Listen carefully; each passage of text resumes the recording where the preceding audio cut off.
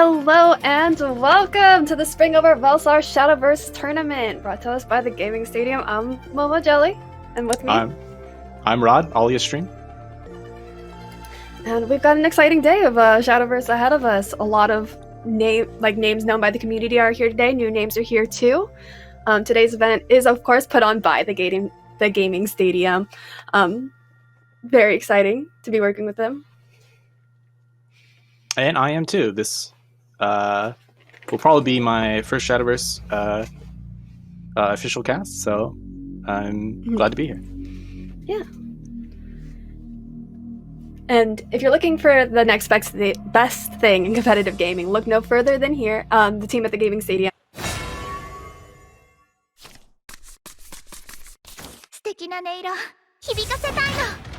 This world is brutal, but beautiful. Jiro on the bottom against Rags SV on the top, kind of new player versus old player.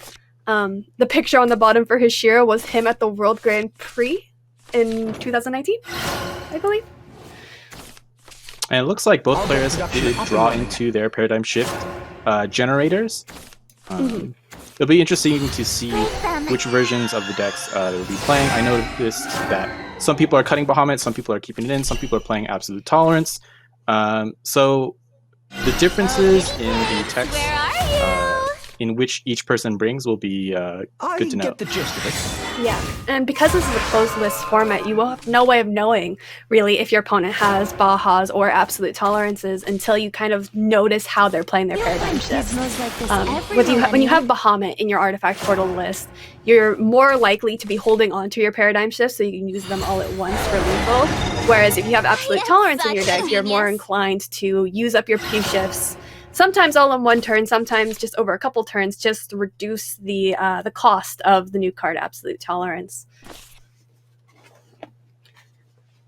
And we're going to be seeing a lot of Portal today. I think the meta after the mini expansion cards has been very focused on Artifact Portal and Last Words Shadow, which I believe one or both of these players will probably be playing. Just due to not only did they get cards buffed, Ralmia and Nightmare Devourer, we also got new cards that support both archetypes very well. Also, something to note about this tournament is that it is 2 classes and 0 bans, and players have the ability to switch out text on the in between rounds. Do you think we'll see any swaps from Artifact Portal to maybe see a pure tolerance deck or anything like that, or do you feel like Artifact Portal is the portal deck to you? I think Artifact Portal is the portal deck. I think there are definitely memers and dreamers out there who believe in something like a full Absolute Tolerance or maybe even a Magna Zero deck. We might even see like people out there playing like Evo Portal. But I think the most likely thing, the most common deck we'll be seeing is some version of Artifact Portal where maybe the texts are different. The winner of JCG today actually had 3 Archangels of Rebirth in both their Last Word Shadow and their Artifact Portal.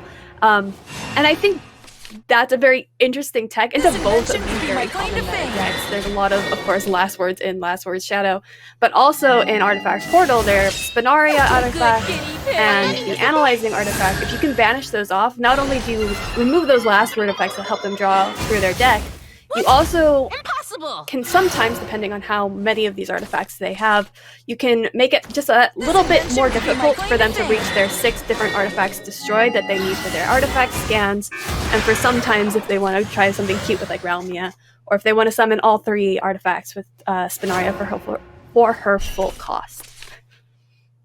And it looks like both Portal players are just doing the standard thing, generating their paradigm shifts, trading efficiently on board. Our second player opted to not go for the factory and just keep up with the tempo and play the mecha arm instead. So I'm not too familiar with the mirror match in this matchup. When do you think the factory will be placed down on the board? Possibly think turn 7 or later? Yeah, for Rags, I'd consider holding on to that to the factory to play on turn 7, because if he tries to drop it now, he leaves up kind of a scary board. So Hishiro, not having the factory himself, kind of went wide with the Spinaria to just make it that much more difficult for the mobilized factory to come down, because if it comes down now, you wouldn't be able to play any artifacts after it. You'd have to wait until next turn.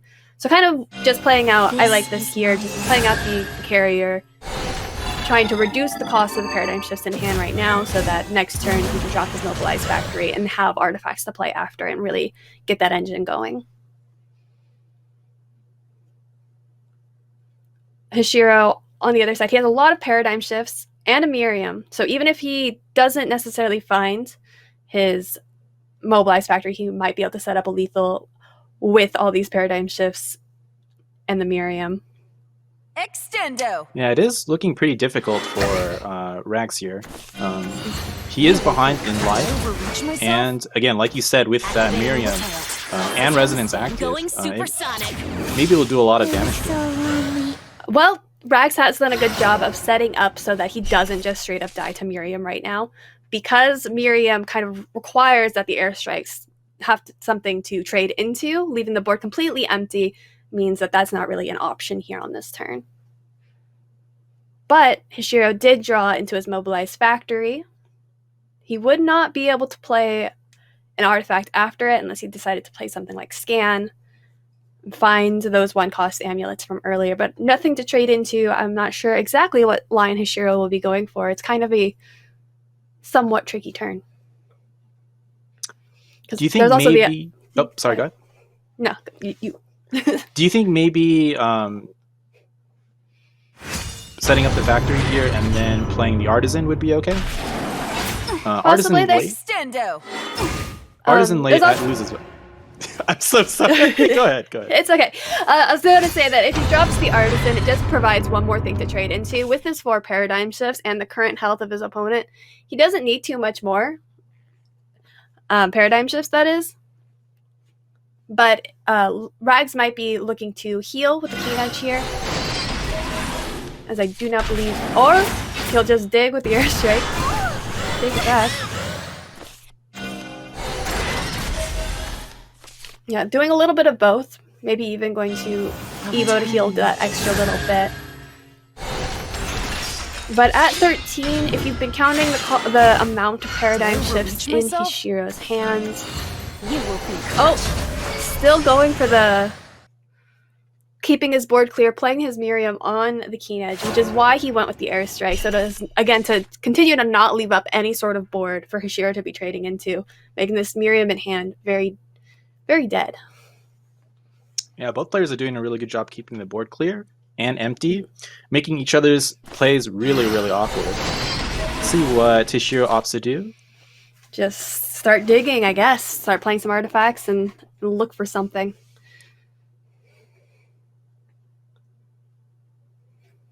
Or maybe he drew 1 and now he's stopping to think about it.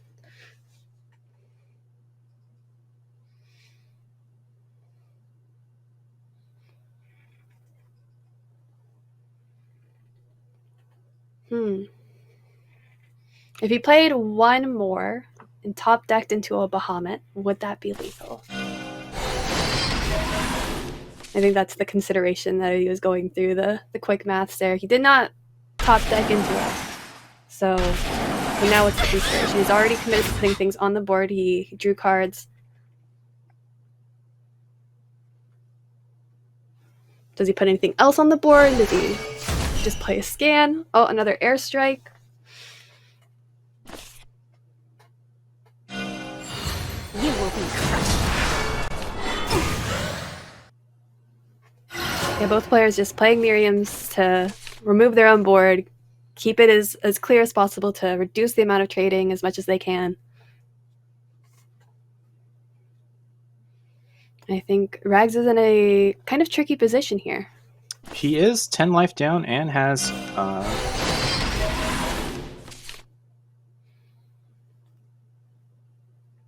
does not have an Evo, although at this point it doesn't really matter too much. The Android Artisans seem pretty dead as well the later this match goes on. Really want to be drawing those earlier. Yeah. And again, since this is closed deck list, we do not know if either side is running Bahamut. I know you were talking earlier about seeing if he was trying to dig for it or not. We saw a Bahamut in Rags' hand at some point, I believe, either during the mulligan or... I believe I saw a Baha, but maybe I'm just making that up. No, I've seen things.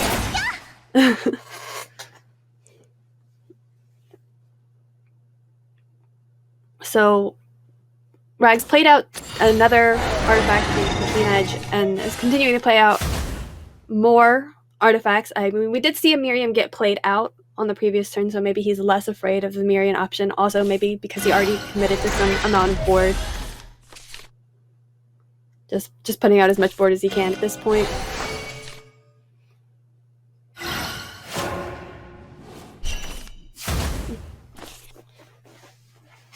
And as this matchup continues to go on, it looks like they're just continuing to dig.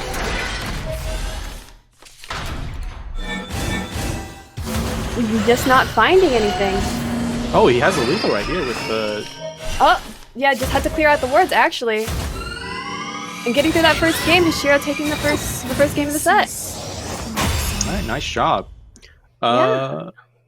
It did look really rough for Rags for quite a bit of the game, as he was at a very big life deficit. But both players were maneuvering quite well in mitigating the amount of damage they would take by making sure that they left, making sure that they left not too much board for the other artifacts to trade into. It looks like that was actually the last game of that set, and Hashiro took the whole set after winning that mirror. Really intense mirror matches, and the action will only continue throughout the day, and even after the tournament you can continue to keep up the action with a 14-day trial of Crunchyroll Premium. There's plenty of time to binge watch the season's greatest hits like Tokyo Revengers, which I'm actually watching, and My Hero Academia. Just visit crunchyroll.com/TGS to go premium. Yes. And we have another sponsor as well. Have you guys heard about Monster Cat Gold?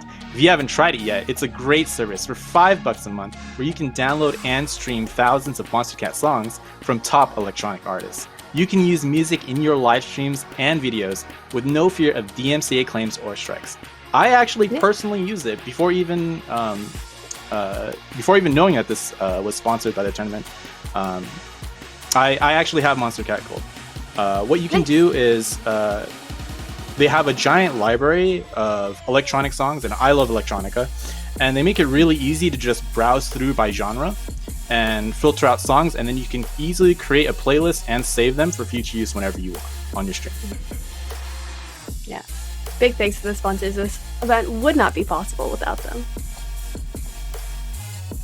And yeah, so we've already got one portal mirror done and out of the way for the day. Well, I don't think it'll be our last. Yeah, I suspect we'll be casting a lot of portal mirrors. Lost Words mirrors. Last Words versus Portal. I know you like watching Forest and playing Forest yourself, as Sekka is your quote-unquote baby. Do you think we're going to have a decent amount of Forest in the tournament as well? Looking at the stats on the Battle 5 page at the current, I don't think we'll see Forest at all today, unfortunately. And even if we do, going off of what was popular in, for example, JCG, which is a similar format, they were playing Loxus, I think is the more popular Forest pick at the time. Just with the current state of the meta after the mini expansion cards, Last Word's Shadow being so prominent and being such a bad matchup for Sekka Forest has really seen a decline in her deck, unfortunately.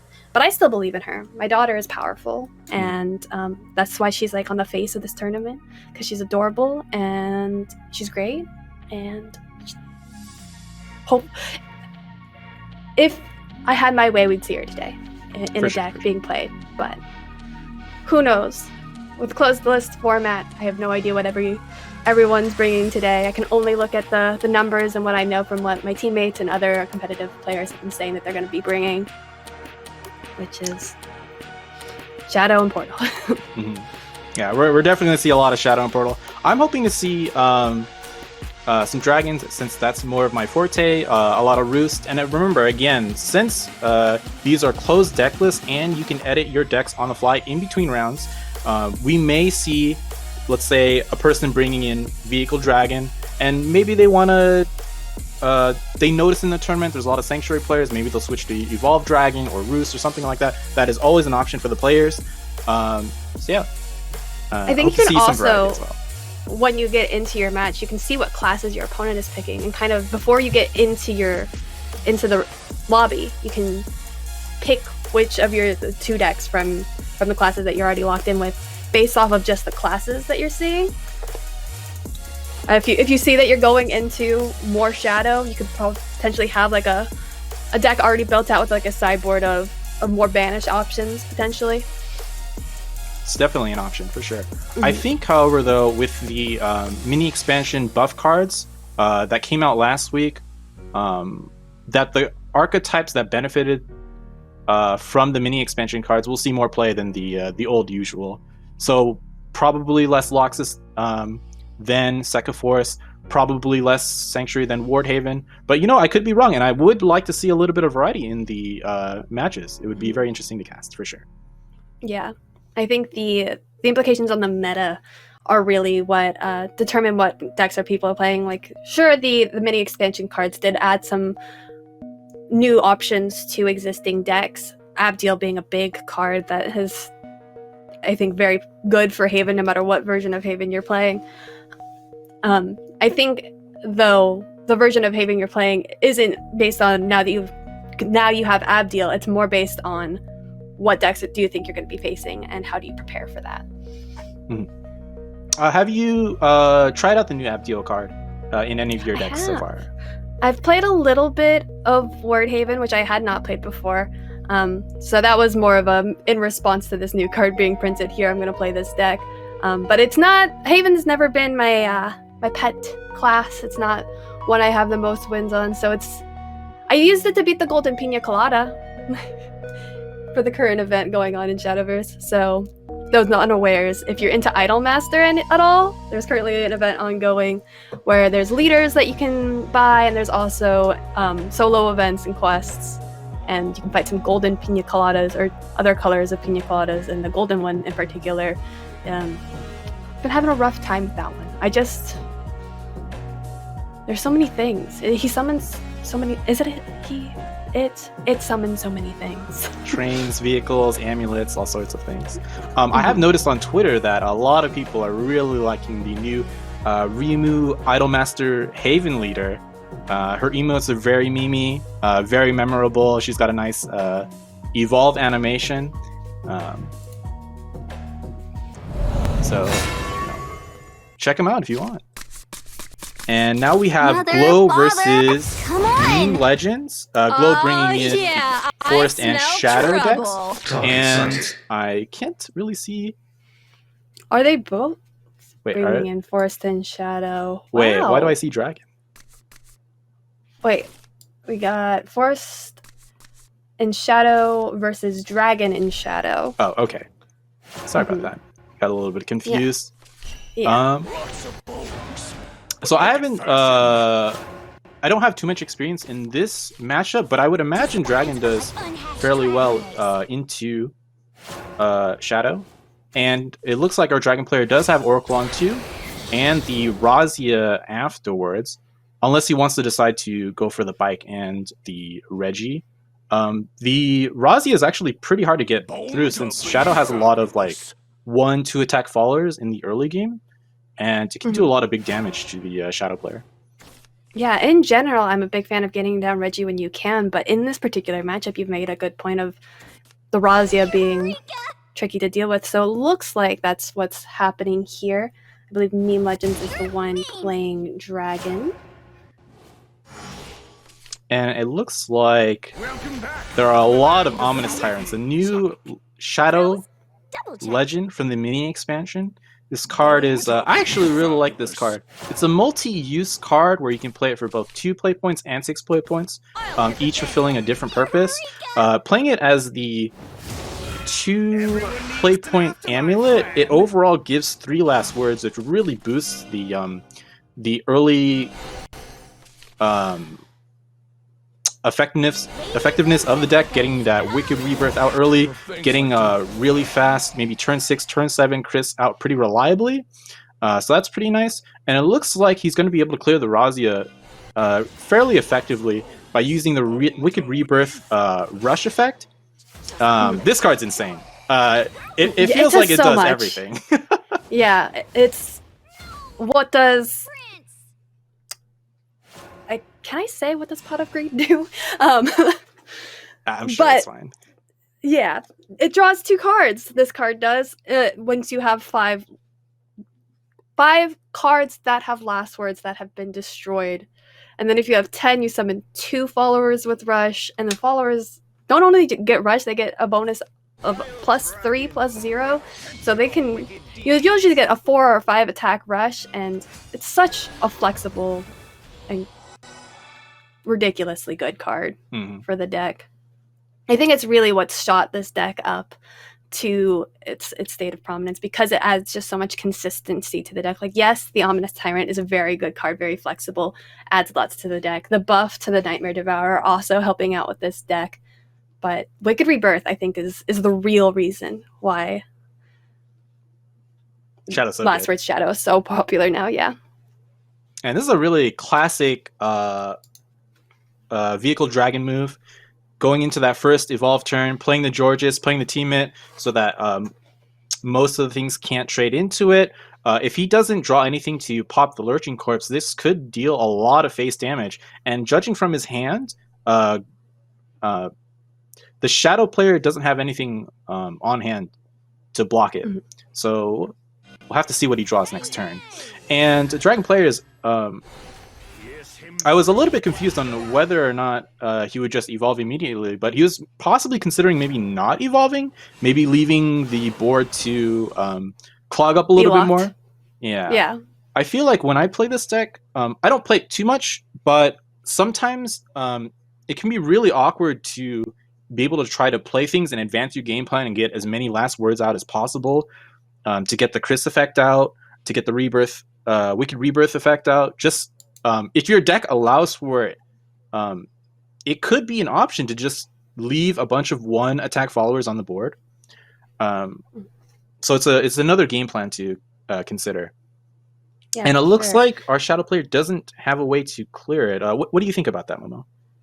I think, yeah, the only way would be if he had something like another Psychopomp or a Wicked Rebirth, something that could kill the Lurching Corpse, so that it would automatically destroy the Georges, which was an interesting pick to actually use the Tiamat Omega on the Georges, because you knew that the Lurching Corpse would be coming out of the Ominous Tyrant on that following turn. You were kind of betting that he didn't have a way... Meme Legends was betting that Glow didn't have a way to kill the Lurching Corpse.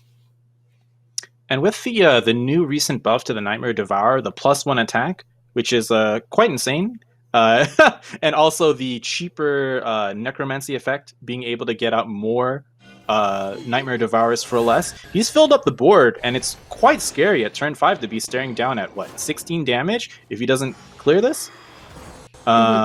So... Well, there'll be less damage, technically, on the board if he plays the Tiamat Omega, but only by -1/-1 each, because he doesn't have Overflow right now. This is quite the conundrum for the Dragon player. I'm not sure how he'll be able to deal with this properly. Nothing seems too clean, I think. Yeah, I mean, with the current amount of damage on the board, there's, with the Evo point on the Shadow player's side, there's 12, 16, 18 damage. So yeah, you can't just leave this here. You are dead on board. And then the Dragon player also has to worry about the last word effects from the Lurching Corpse and the 1/1 Lich Summoner. This is like a classic Dragon problem from way back in the days, back to the Tempest of the Gods, where clearing a Shadow board may just leave you in a world full of hurt. And it looks like he's opting to ignore most of the board, just clear enough to dodge lethal, and then hit up with another Crystallized Tiamat to set up for lethal with Gonda. Typical Dragon player thinking he's at 10 mana or 9 mana already. I mean, he's got the Reggie to go face with, so maybe that's a consideration. Maybe just top deck and win. Yeah. Anything that costs 4 play points or less will go over the Gramarye. And let's see what he gets. What would be good? Cursed Fur. Do you roll the Cursed Fur, hope you hit the Gremory and win? That's your only option, really, isn't it? I suppose so. He is at 4 HP. Pretty much anything will kill him. Also, there's the trio next turn, so anything sticking will kill. Oh my god! Oh my god! That's... I predicted the future. Oh my goodness, that's insane! That's the power of the Dragoncraft class. Yeah, that's some protagonist power right there. Whew. Oh my goodness. I need a breather. That was such a game. Yeah, for sure. You know, that was such an exciting game. I could use a refreshing can of pop right now. Want a fast and easy way to recycle that can of pop after you're done with it? You can, with Return at Express, there's no sorting, no lineups, no handling cash, and refunds are deposited straight into your online account. You can just drop off the empty at an Express depot near you and go. Signing up is easy too. Just head to returnit.ca/express to give your empties a second life. And remember that... I'm sorry. Go ahead. Oh, and remember that today's event is put on by Canada's leader in esports, the Gaming Stadium. Are you looking for the next big thing in competitive gaming? Well, look no further. The team at the Gaming Stadium are the leaders in online esports tournaments and events. Check out the action at tgs.gg.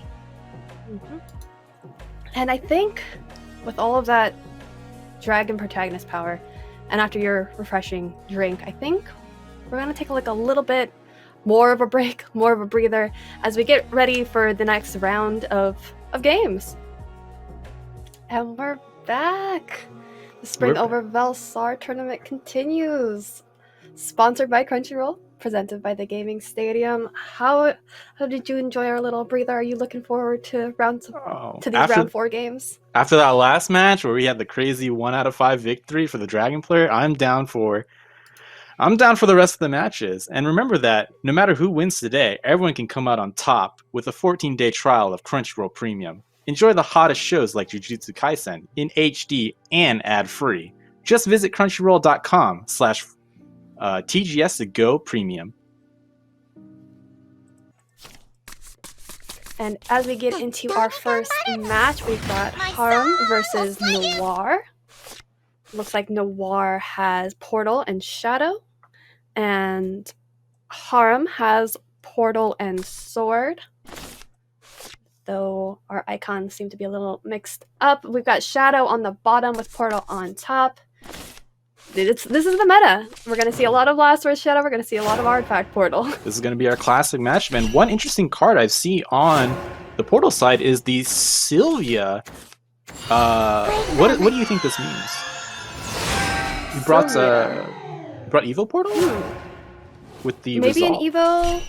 Maybe he'll be messing with Resonance. Maybe there's like a Magna Zero in there. Who knows? But with the Resolve of the Fallen, it's probably more like an Evo. It's very interesting that I assume that most people would be playing Portal, but again, it's interesting that we're seeing a little bit of variety, even with the most picked classes of the event. Yeah.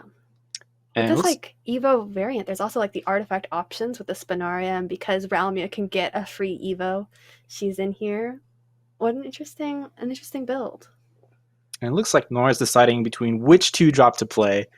Will he go for the early amulet, try to get that value during the mid game? And it looks like he opted to get the Bubbly Reaper out earlier. This card is a 2/2 with Last Words, gain some shadows. Not a bad card to play all at the start. Why do you think he chose this over, let's say, Celeste Omega or Ominous Tyrant? I think he wanted the board presence right now. It also gets you a Last Words follower destroyed or Last Words card destroyed a little bit faster than setting up the Tyrant or the Celeste. If he's suspecting that his opponent is playing Artifact Portal, which he has no reason to think that his opponent isn't playing Artifact Portal at this point, he could be saving Celeste to play for the full cost, which is something you often want to do against your Artifact Portal opponents, because they'll have a bunch of paradigm shifts, and then you play Celeste, and then they can't play any of them, and their hand becomes very useless very fast. Yeah, and it seems like the Portal player isn't playing any cards that don't seem out of the ordinary. So Noir might take another turn or two to suspect it's actually not the Artifact Portal that he may have been thinking it was. I think this is the turn where he's gonna see the Evo things happen, because here comes Sylvia, and probably just Ramiel as well. Ramiel and Ramia in the same deck is going to get my tongue a little twisted, but two Evo'd 4/4 followers with some artifacts behind them. Noir probably has no idea what's going on at this point.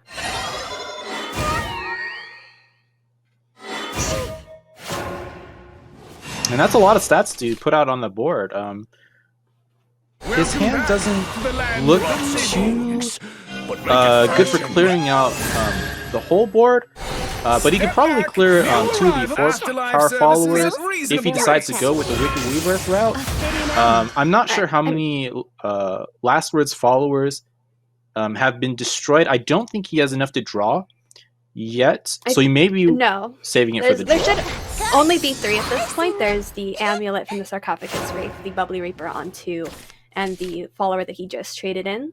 So saving, it seems, the Wicked Rebirth for a chance to draw with it. Because after the current board is traded out, then he will hit 5. And he also has the Amulet popping. Just needs one of these followers to go, and now this Wicked Rebirth is going to be at 5 the next turn.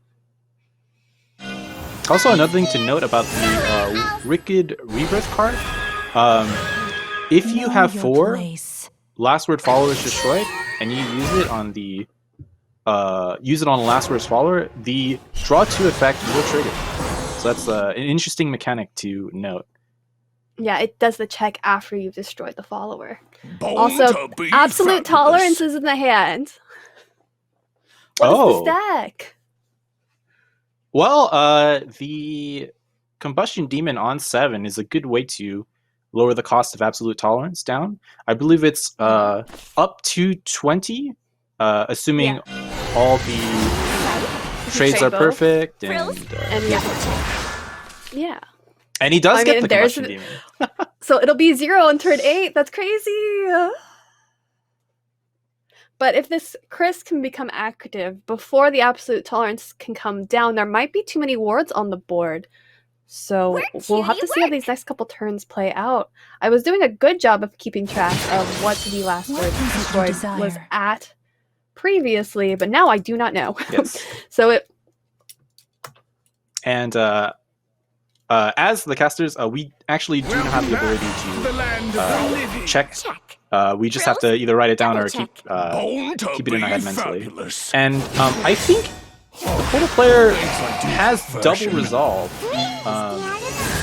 And I believe it'll be active for the draw. So you may be able to clear 2 wards even with the Chris effect out and go face with the Absolute Tolerance.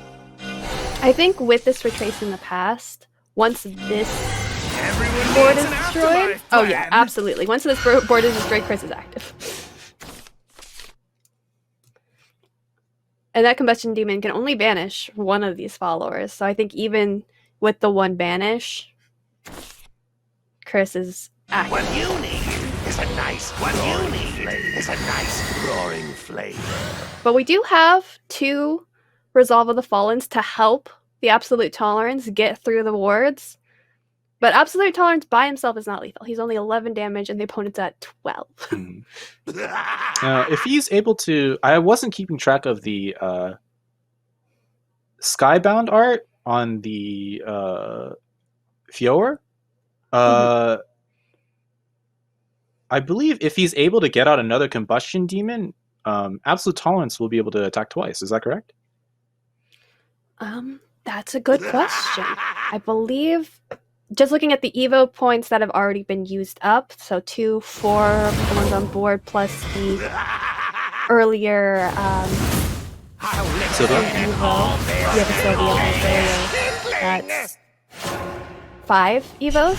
So I think the Super Skybound's at 10. So I think you're right. After the Combustion Demon, the Fiora should be potentially active. Unfortunately, if he had like one more, if he top decks, wait, did he get another free evo from the Vern? Oh, he did. He did. Yes, that is correct. Then he just needs to evo the Absolute Tolerance, and he has the Fjord or Cyber Skybound active, I believe, if we've counted correctly. Okay. All right. So things might be looking good for our Portal player. Let's see if Noir, our Shadow player, can shut him out with enough wards. Resolve can definitely deal with 2 of them, and he's able to draw into a bunch of other cards that he may be able to work with. Since Absolute Tolerance is at the 0 cost, he has a lot of play points to work with. by putting your This bones to here's the use. shady part of town. Noir's getting a little bit of heal and drawing. Not even going out with the press, trying to just clear out the board. I mean, how is he supposed to know that there's an Absolute Tolerance Fjord combo in the hand? You have no way of This knowing. here's the shady part of town. This is fun. Work, cutie, work. I was not expecting this Portal deck. Yeah, when I first saw this The card, Chris was played. Oh, the Grimoire was active. Oh my goodness. yes, Yes. when I first saw this, the Absolute Tolerance card, I knew I was gonna lose games to it. Something with, even though the 30 cost looked pretty intimidating, generally cards that have big storm damage and is able to be cost reduced in a reasonable amount of time generally see play. And I've definitely lost to this card quite a bit. There's a Grimnir too. There's so many cards. It's a lot of damage. Grimnir plus. Price. There's gotta be lethal. Right. Adorable to the end. Destroy it all! Yeah! Oh yeah, and he Mortal has the shall Fiora learn to active, be which will remove benevolent. the Grimoire as well. Memory. Be able to hit twice for 11 damage and Remember, win the game here. So it looks like our Portal player Karen will Look upon benevolence. up one game, Look and we'll upon be able to benevolence. see how his sword deck plays. Do you have any predictions on what type of sword deck he will bring? Do you think he'll use maybe aggro sword with the new gold, or do you think he'll stick with perhaps the OTK sword? I think no matter what I predict for this guy, I'd be absolutely wrong. From just his Portal deck, I have no way of knowing what's in his decks. I think anything I could say could be partially right, partially wrong. This dude is unpredictable. Get tolerated. Oh my goodness. 適当に頑張るの Where my That wasn't blade fair. dances, heads But I am very roll. excited. He's got Dion as the leader. Oh, Oh, there's both the new mini expansion sword cards right there in the opening hand. I don't know if you'd keep Garvin. He does have an accelerate, but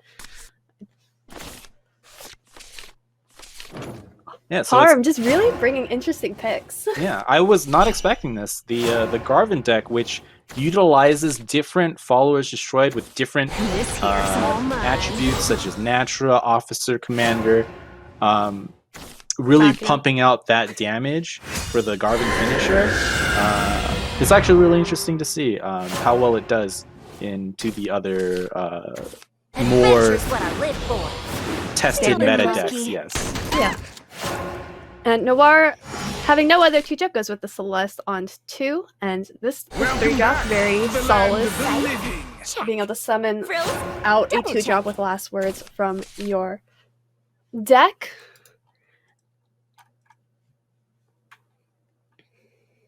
Okay. And playing the Panther Scout first funds your play points, so he's going to be able to play another 2 cost as well. Just float up the board and go face if necessary. Getting that chip damage in early so the Garvin can finish on 8 seems pretty important. everyone needs an afterlife As plan. he just going wide, kind of a very aggressive deck.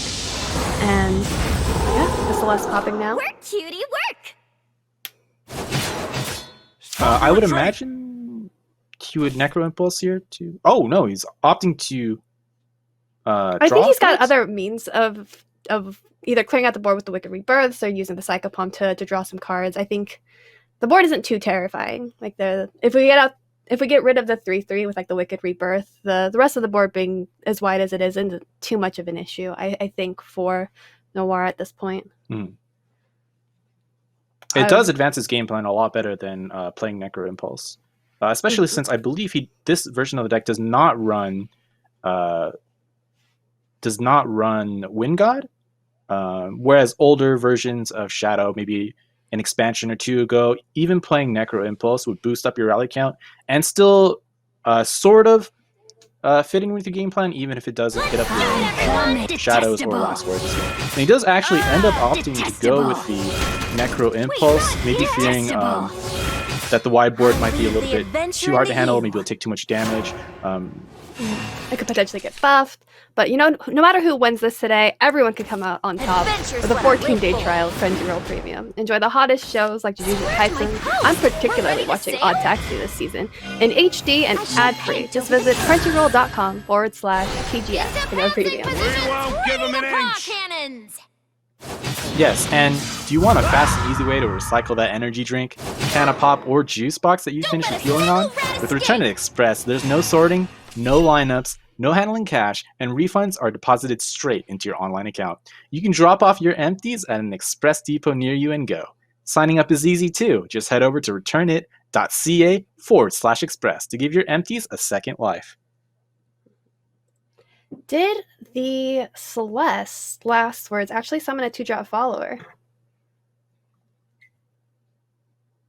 I don't think it did, because we didn't have this Bubbly Reaper on the board die yet, so it wasn't in the pool, so nothing was able to be brought back. Mm-hmm.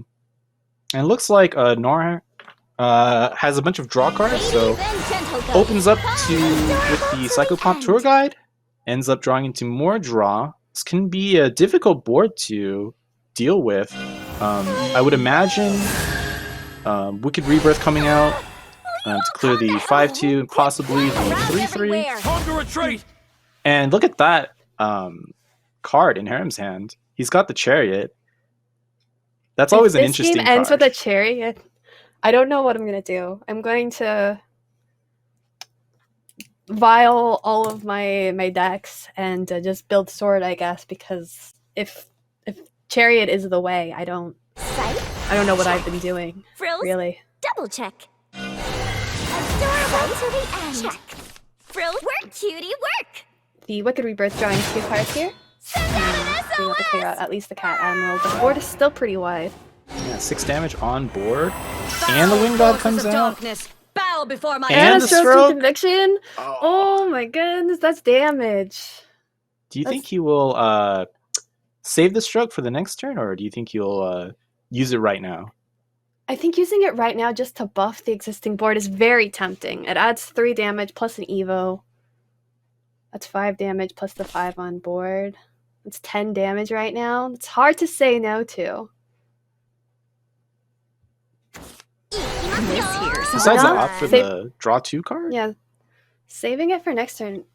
You forfeit your We're going the Gunslinger to remove the 4-2. Your life comes next. This board is very tough to deal with. Fully buffed Come board, get some. followed by Wind, grunt and another courage. buff afterwards, plus Storm. I'm not too sure how Nora will be able to get out of this. And if like any follower remains, this Gino might be lethal, this Albert might be lethal, depending on what remains from the board. Noir's in a pretty tight spot here. All right, starting off the Bone Maven, a little bit of heal, a little bit of draw. I'm doing you a But favor man, by 5. putting your bones Oh, down. wow. Follow me. He ended up drawing the card he needed, looking for that Nightmare Devourer. Let's see how much heal he can get. He's going to be able to fully clear the board and leave some left over.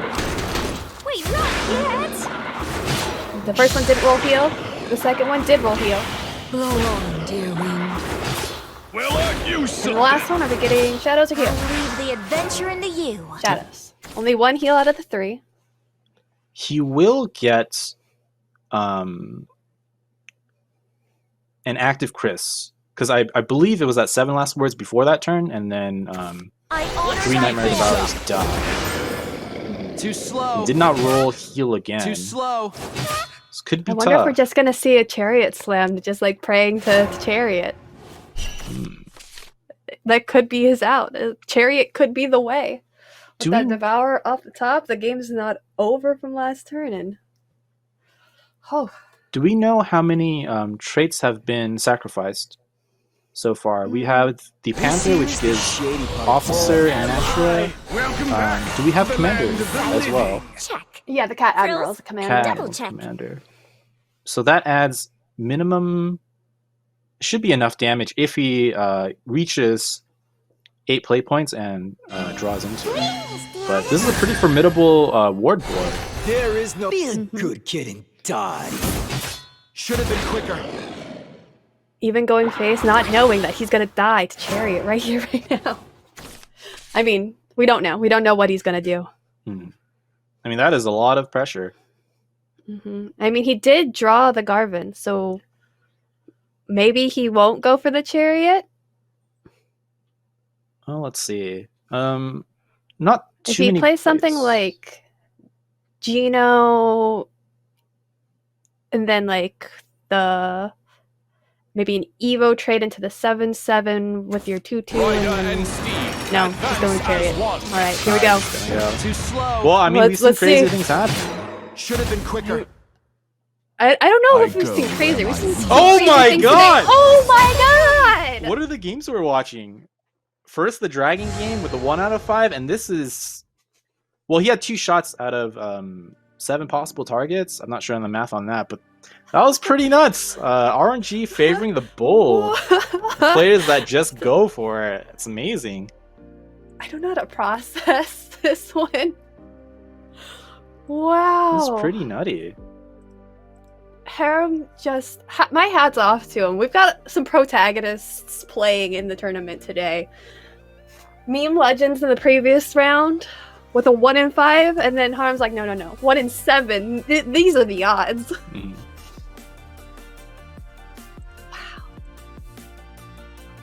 All I right. can't...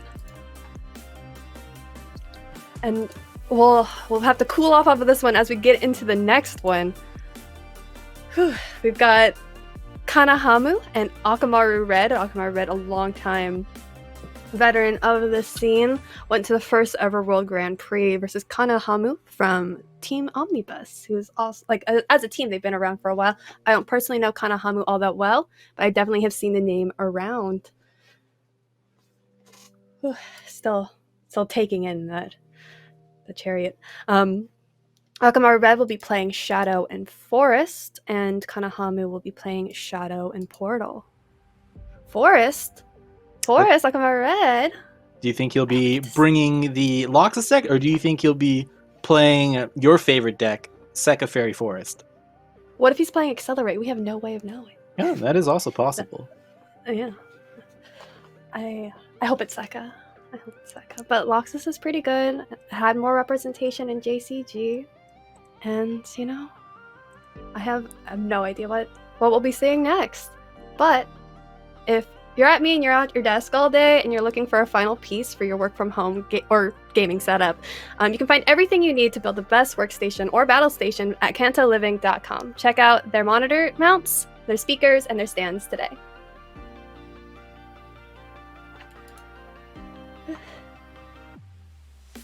I'm still basking in that Chariot.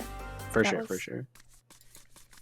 And it looks like we're the starting our next first game match. is already so much. Yeah, we're starting with the Shadow. Akamaru Red. I wanted to see the Forest, but we got the Shadow. Shadow versus Portal. The meta decks, maybe. We never know what we're gonna see these days. We could start off with the meta deck, and then we could see some Sylvias and some Chariots and. I think it's pretty safe to say that we'll be seeing Artifact Portal, seeing that we have the Artifact Carrier and the Technomancer on board. I mean, you could have these cards and still have like Magna Zero in your deck. We never know what's coming. Yeah, that is true. Do you like? I will Magna be Zero? interested to. I haven't played Magna Zero, but I do play Absolute Tolerance actually in my Portal deck, so it'll be nice to see like what if he's got an Absolute Tolerance, if he's just running straightforward Bahamut's. The options are there. Since you've played Portal with the new buff, how do you feel about Ramiel? With the change that she's now an artifact.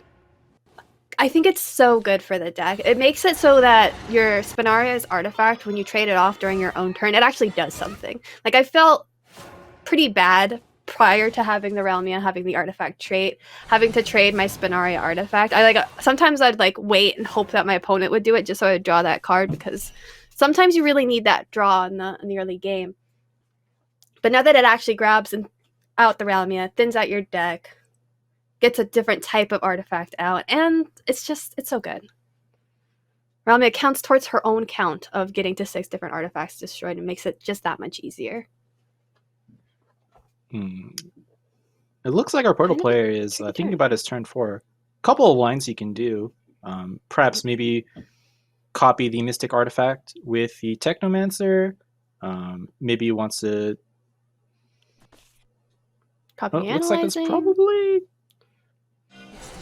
There's a lot of choices to be made Analyzing. here, and it looks like he goes for the Analyzing. Does he want to value trading and then going face rather than I thought he might trade out the Analyzing to get some extra draw in there, but nope. Value face. And this board seems pretty hard to clear. Looks like he's going to start the Wicked Rebirth, put it on the Lurching Corpse to detonate it, and doesn't clear the ward, so this allows him to clear with the Lurching Corpse. Yeah, that was pretty clean. Quicksilver Aegis is such a good card. Portal just drew it, and I think it just does so many things for them. Just adding this sort of banish tool that reduces your paradigm shifts for whatever reason. There's not a lot of paradigm shifts in Kanahamu's hands, though. It looks like the factory coming out is the play. I see this pretty often, especially when Portal goes first. There's not too much that Last Word Shadow can do against this. It doesn't run any amulet removal, and going second means that you haven't put any face pressure, so the factory comes out pretty easily here. And what does the Shadow player do? What does Akuma Red do in response? He seems to be hovering the Nightmare Devourer, just filling out the rest of his board, adding pretty good stats to the board as well. Will we see an Evo face? You are going second, so you have the extra Evo. Nope, Decides no Evo to face. not evolve face. It's an interesting choice. Kanahamu hasn't created too many paradigm shifts, and paradigm shifts are the only way that they heal. So maybe pushing the extra damage when they're not able to heal it out immediately could have been an option. He does end up milling the Miriam, which could hurt the OTK potential of the Portal player, especially since he already has the factory set up. And Shadow generally has a pretty big board around the mid-game. It's definitely feeling the hurt right there. Also, you were talking about Quicksilver Aegis earlier. How do you feel about that card? I feel like it's got a lot of utility in terms of removing a Last Words follower, sometimes particularly tricky ones. But just 1 PP, reduce all of your paradigm shifts by a little bit. I think it just has so much... just adds so much to the deck. And Kanahamu is playing Bahamut. We found a Bahamut.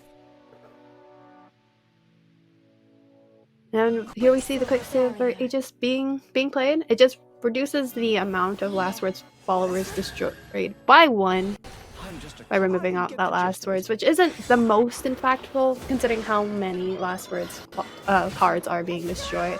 But it helps out a little bit. I think it would have been interesting to see the Last Words be removed off of the one that generates a 4/4. I think that was potentially the more impactful Last Words on the board. And it looks like he milled another Miriam, so he might have a little bit less reach later, but again, you were talking about the Bahamut earlier. Can work really well with the Airstrike artifacts, deal a ton of damage, and our Shadow player is not at 20 health. Being at 16 versus being at 20 is a pretty big deal when playing against Artifact Portal. Is Chris active soon? I was not keeping track of the Last Words. I was also not keeping track, so I would not be able to tell you. That just added 3 though. So I think we had like a whole board full of Last Words followers on the turn before. So I think we're probably about there. Pretty close, if not past Chris active.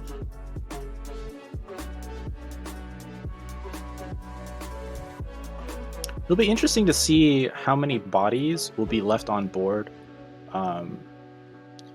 If he decides to fully clear, Gremory will be active, and then the double Necro Impulse could be pretty deadly.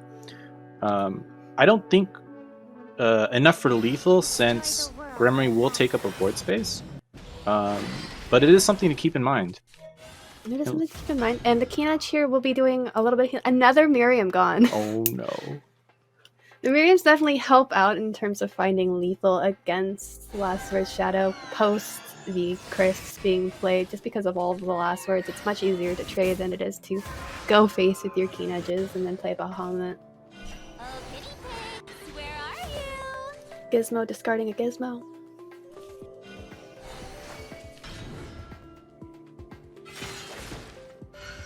Decides to go with the Spinaria, generating 2 artifacts, also drawing 2 cards with the factory, and helps the overall game plan by reducing the paradigm shift. So not a bad turn from Kanahan. Are we going to see him play around the Gremory? He sees it, and he definitely does. Yes, he will. Nice. I mean, if you want a double Necro Impulse, you still have the shadows to do it. But you don't have play points, never mind. You don't have the play points, though. Now you're thinking like a dragon player.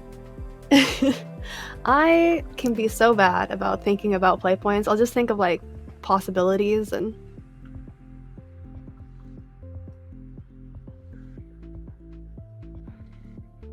Oh, I noticed that Wind God hasn't been invoked yet. Does that mean Akamara only plays 1? Probably. I don't see too many people playing it in general in the Last Word Shadow, so now that you've pointed it out. Yeah, I did see it in hand, so I was just like, oh. I guess if he is playing it, maybe 1 might not be too bad. Yeah. It's an interesting choice. I wonder what it does. It does thin your deck a little bit when you invoke it. Ladies and gentlemen, Huh. Something to think about. Does our portal player have lethal here with the paradigm shifts and Bahamut? I don't believe so. At 18 health, only 3 paradigm shifts. I think that's probably a little not it, because that'd be 6 Be plus 15 damage, I believe. 9. Yeah, that would be 15. But maybe Ralmia? Ralmia? What's she doing? Is she active? We do not have access to how many different types of artifacts are destroyed. You can think about it, though. There's an analyzing, there's a ancient... I don't think we've killed a Ralmia herself. We've definitely seen a Keen Edge go. We've seen Airstrike go, I believe. Looks I think we also Spinaria as well, so maybe just 1 more needed. Looks like he opts for the Mecha Arm instead, just building up the paradigm shift count and lowering the costs. Not a bad idea. Try to set up for lethal next turn, looks like. Possibly. Yeah.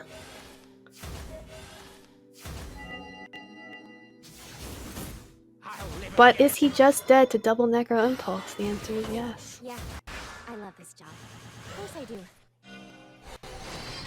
Akamara Red, if we get to see another game out of you, I hope we get to see your forest. I really want to see your forest. I want to know what you brought.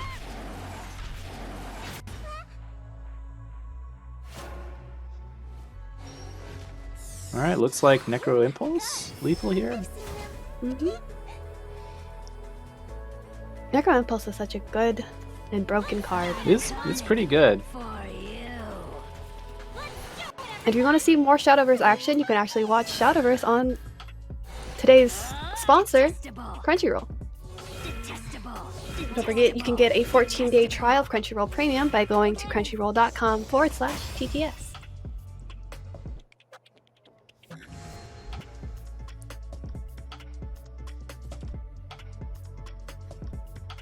Oh, looks like we don't get to see their forest game. No! Oh, was that the second round? I'm not sure, but we're back here at us. And we got to see at least one round from Akamaru Red and how well that went. We have to see his Necro Impulse lethal. So Wait, there we go. We Oh. are coming back into the game. Nice. There's his forest. There's Arya. Yay. It's Sekka! It is Sekka. I know Akamaru really Yay! loves his Lisa sleeves. I always see him use it on his forest list for sure. Really classic old school card from, I believe, Darkness Evolved? I believe so, yes. I don't remember where, but way back in Darkness Evolved, I think I read somewhere someone calling Liza the best 2-drop in the game, which I don't know how true it was then. She's certainly very good. She was very good, yeah. I think even she saw play in meta deck even in World Uprooted Unlimited, actually. When Machina Forest was strong enough to compete. It was basically like the rotation deck list, but with Lisa. So that just speaks volumes about how strong the card actually is. I want to say I was very excited to see Forest, to see Sekka Forest in particular, and then Akamaru Red went and played Shamushana on 1, which I think is a very controversial opinion. I'm not a fan usually, but it really depends on the player and what they're going for. It does increase the amount of Forest followers that have left play from the get-go, but going second, when your opponent has also played a 1-drop, maybe you just wanted to contest the board. Pearl continue to put on some board here with the analyzing Spinaria's artifact. Maybe he was The feeling... artifact scans. Even being able to pull out 2 of 3 artifacts, I believe, because I do thinking Aramia was traded off earlier. Maybe? Perhaps he was thinking that going second, even though he would lose out on the later game value of the Shamu, that he might get overwhelmed on board and take too much chip damage from the portal player. So that's also in consideration. And decided to opt for the Elf Queen here on 3. Try to cycle through the deck, maybe try to find his leader effect card Arya, which we all know is super powerful when drawn on early Evo turns. Yes, for sure. I think there are definitely times where Sekka Forest can win without having drawn Arya, but the deck is so much easier to play and pilot when you do draw her. And yes, Aramia was destroyed earlier, so this artifact stand picking up Aramia. A lot of Aramias in hand. I think all of them are now out of the deck.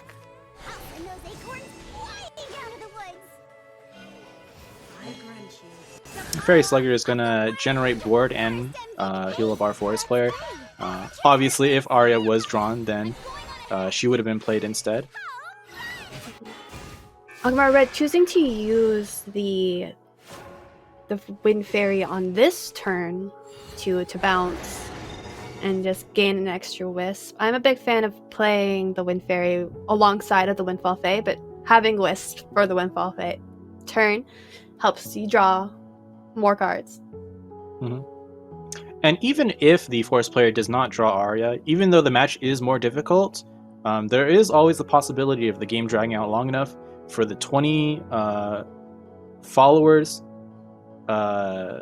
being left in play for the Sekka to come into play. And Sekka, with enough play points and the right draws, can OTK even without Arya, so we'll see what happens. She definitely can.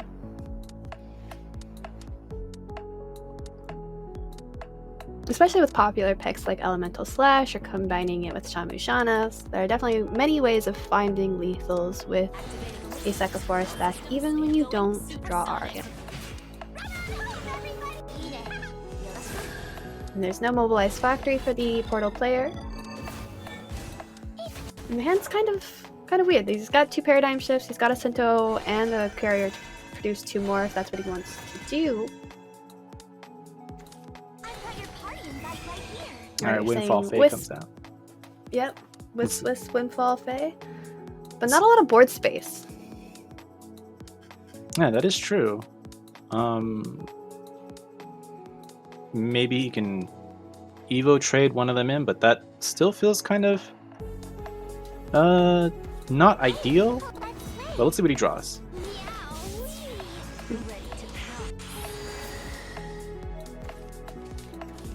He does draw a bounce, helping him play out the rest of his turn. Bouncing a Wisp to get more draw. There could have also been the consideration of bouncing the Shamushana for more damage, but getting more draw here, finding the Aria, being able to really progress the game plan. And he does end up getting the Aria in hand. How do you feel about a turn 6 Aria going second? Is that quick enough to deal with most matchups? It depends on the matchup, and I think in this particular game things are going pretty slow. The Mobilize Factory will speed up the game, but better late than never. Like, you still have the Evo point, or Akamaru Red still has the Evo point, so it's better than having to like use a Sekka spell on Aria to get the effect active. I feel like if that's what you have to do to get her active, then it's usually a bit too late.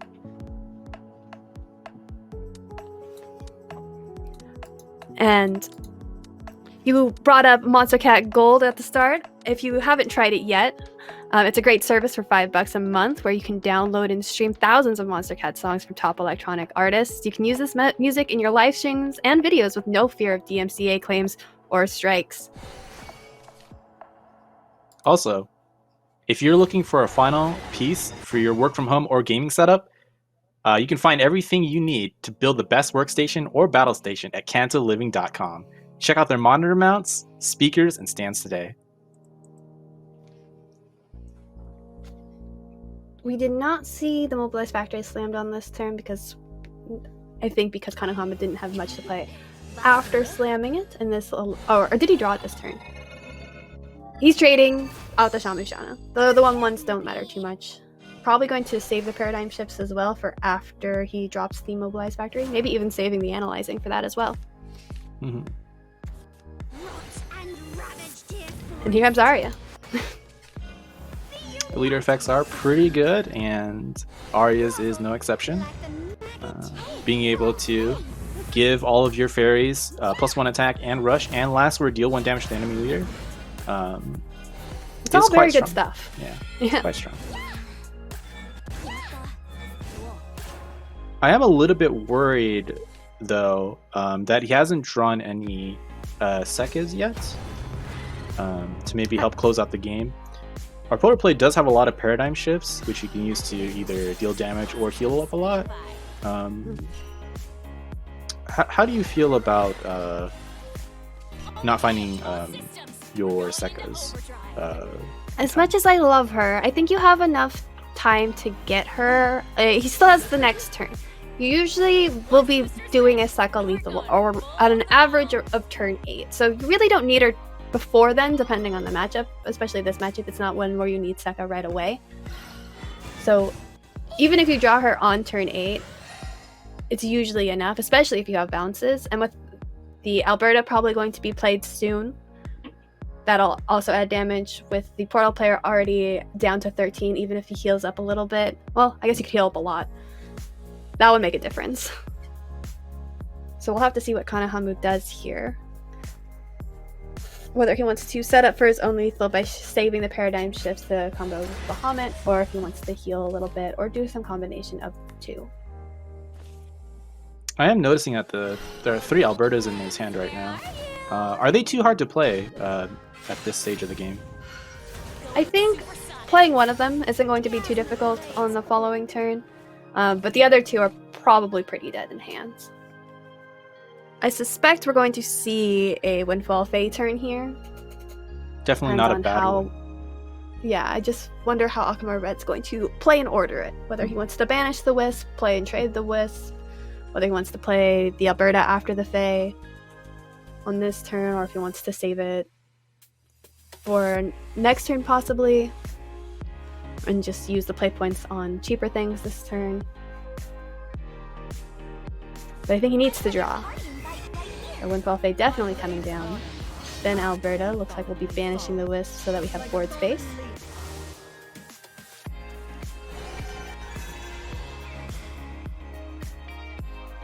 Are we going to see an intertwined resolve? Fairy Slugger will allow him to draw 1.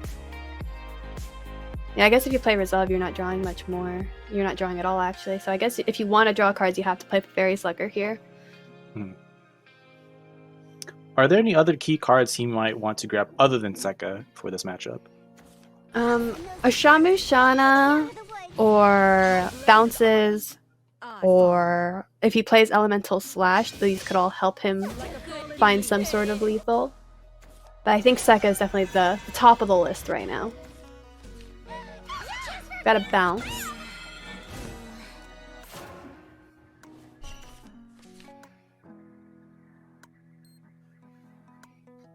The Spinaria isn't glowing yellow, so we do not have 6 different artifacts destroyed at this time.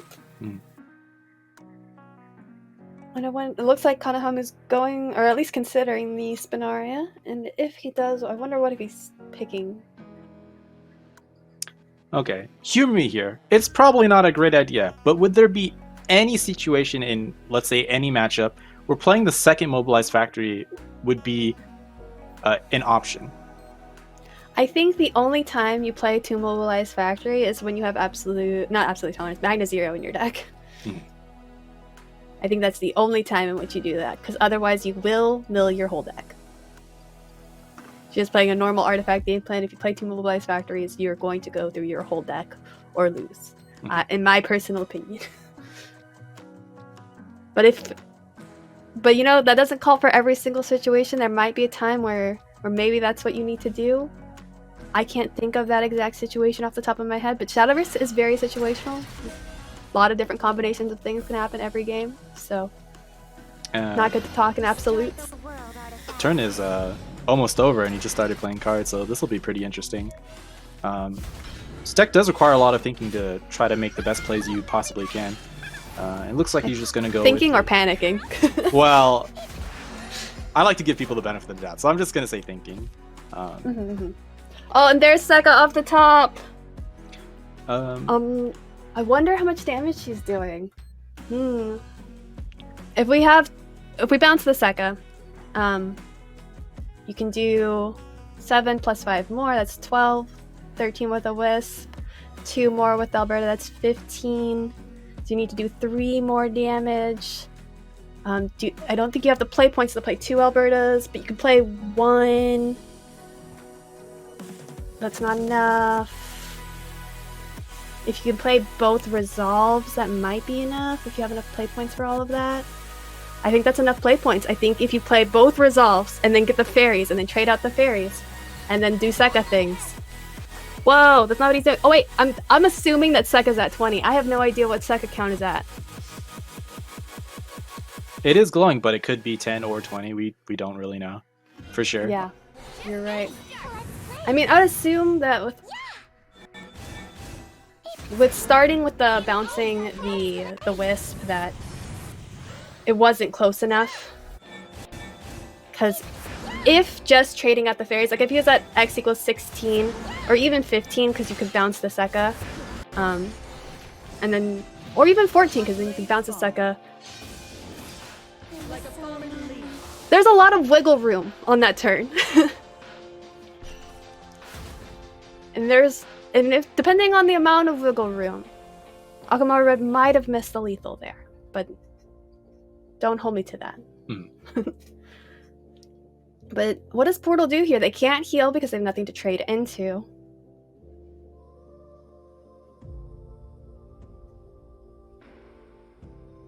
And I don't suppose Ralmia is lethal. No, not even close, I don't think. Well, maybe. If Ralmia was active at exactly 6, Ralmia would be 10 damage. Airstrike would be 2 more. Be 12. With the last words with Bahamut, that would be 3 more. No, that's not even close. I'm trying. I'm really, really trying for these guys to see what they could be doing.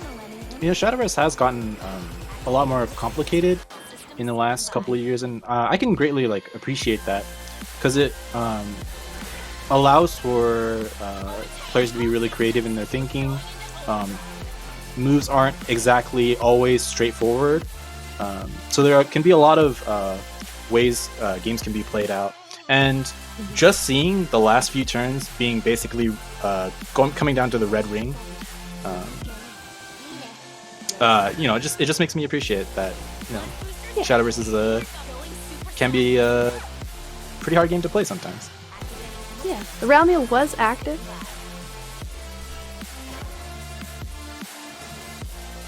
This does give the forest player a lot of things to trade their fairies and wisps into, which deals damage. And I'm pretty sure Sekka is active at this point. And with these Albertas and the second damage, I think we've got a lethal here. Yeah, that is 7 plus 6. All right. Through a word as well. Mm-hmm.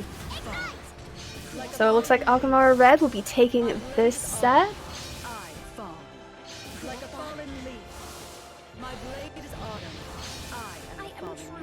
I don't think I've ever seen all three Albertas played in a single turn. Well, I guess one was invoked, but you know.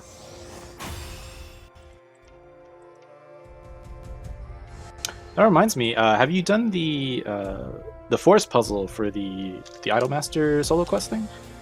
I have. I did it on my stream, and I got very close on my very first try. I was ordering the Shamushana a little bit. If I just reordered it on my second try, I would have had it in like 2 tries. But instead, I got super close on my very first try, and then I spent 50 minutes getting farther and farther away from the answer. Oh no! And then I got a hint from chat I'm like, oh, I was pretty much right my first time, and I just messed it up a little bit. Okay. Ugh. It was so frustrating to sit with at the end of it. When I finally got the answer, like sometimes when I solve a puzzle in general, it's just very satisfying to finally come to the solution. But in this case, I was just so mad that I spent 50 minutes doing nothing. Mm-hmm. Mm-hmm. And after all of that excitement, I think we're going to take another breather before we head into round 5. See you guys when we get back. Hello and welcome back to the Spring Over Vellsar tournament, brought to you by the Gaming Stadium and sponsored by Crunchyroll, where you can get a 14-day trial of Crunchyroll Premium, which is plenty of time to binge the season's biggest hits like Tokyo Revengers or My Hero Academia. Just visit crunchyroll.com/TGS to go premium. Whew. I have some animes to actually catch up this season.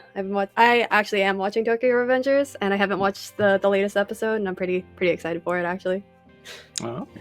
Yeah, it's kind of like Erased meets Gangsters. It's a lot of fun, actually. Are you also watching Jujutsu Kaisen? I'm not, but it has been on my like to watch list. It's very aesthetically pleasing. But I am watching a lot. I have Crunchyroll Premium, and I get a lot of use out of it. Okay. Oh, it looks like we're back into the game, and it looks like both players are bringing Dragon and Shadow. Dragon Mirror, is this what you've wanted for the day? If they play Roost, that would be... Oh, and it looks like... Well, it could both be vehicle, actually. Yeah, it's looking like a double face mirror, which is not as exciting. He ended up tossing Oracle, which is very interesting. Maybe a little scared of getting run over early by aggression, especially going second. Possibly, maybe just wanting to get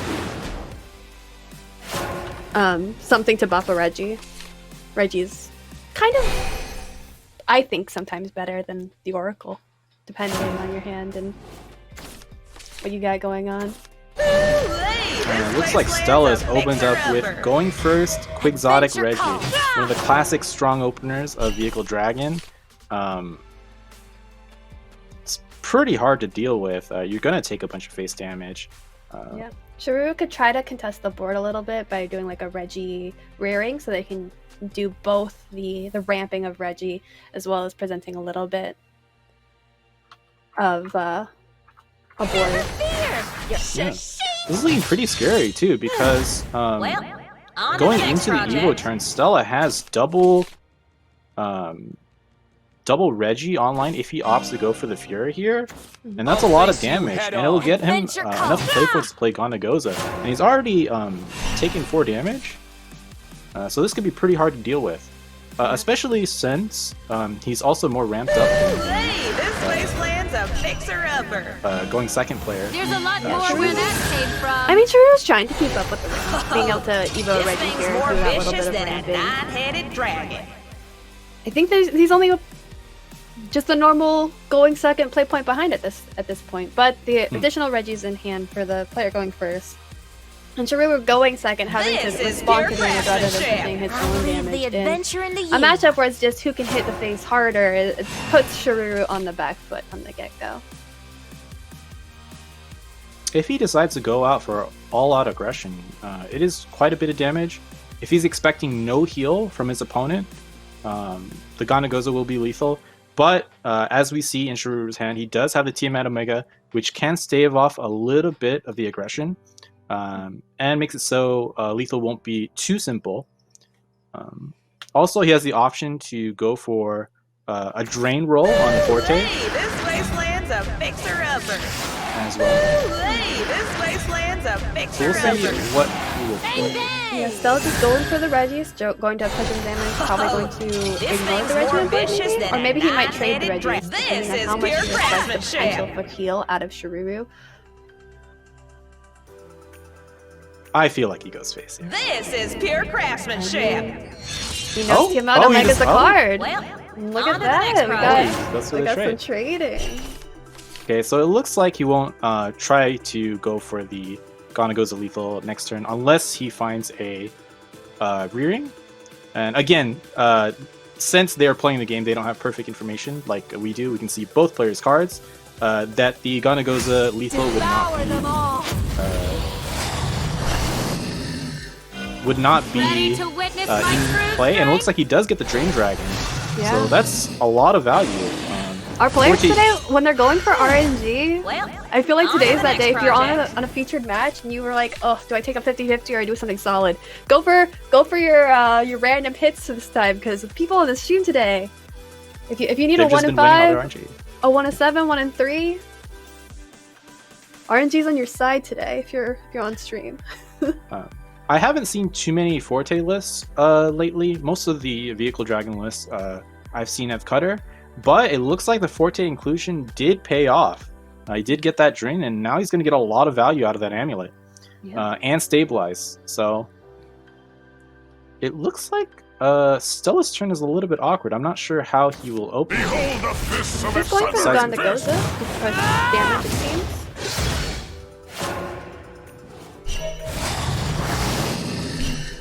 And he does get Ward. So that does... The best of the options again, really.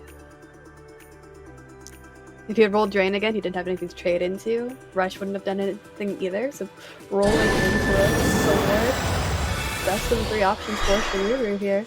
And going for some heal rather than trying to push his own damage in this position, which I think is a very safe bet. With the Evo still on your opponent, another Gondo would be lethal against Shiruru, or for Stella, so Shiruru playing around that.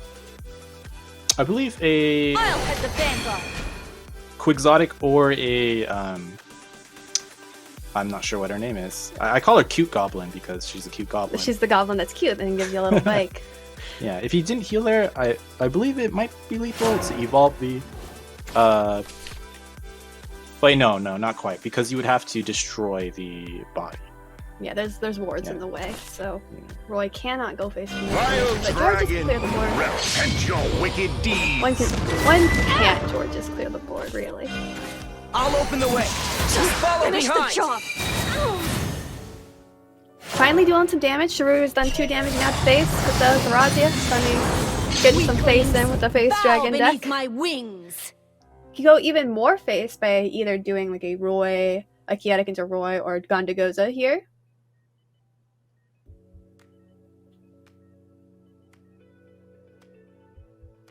Man, he really Oh, did you get a can't lot of Chaotic value. into. You don't have the play points to Chaotic into Roy this turn, but you can Gonda. We really did see the value out of that 7 play point card. Just Yeah. getting the 24 worth of stats out with all these extra effects like War, Drain. We didn't see it here, but Rush as well. I really have no regard for play points. It's just Play Going point. with- Well, Yeah, going with the Roy on the Forte to remove the board and go face at the same time, usually pretty good stuff. I don't think there's much point in using the Evo at this point, but you could. You have I angered Let's go, go. going for the Evo. I mean, Despair it does or slay. make a Don't bigger take body. this personally. Sometimes is what you need. Do we know if Stella's playing? Wait, we obviously. Oh, wait, we don't know if Stella's playing World or not, but Yeah, we it have could. no way of knowing. We don't even know what turn it is, so if there was one in deck, like, I don't know when it'd be invoked. They've done so much ramping.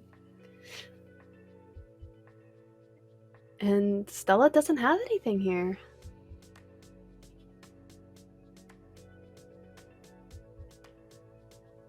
There You isn't could- an easy way of clearing here.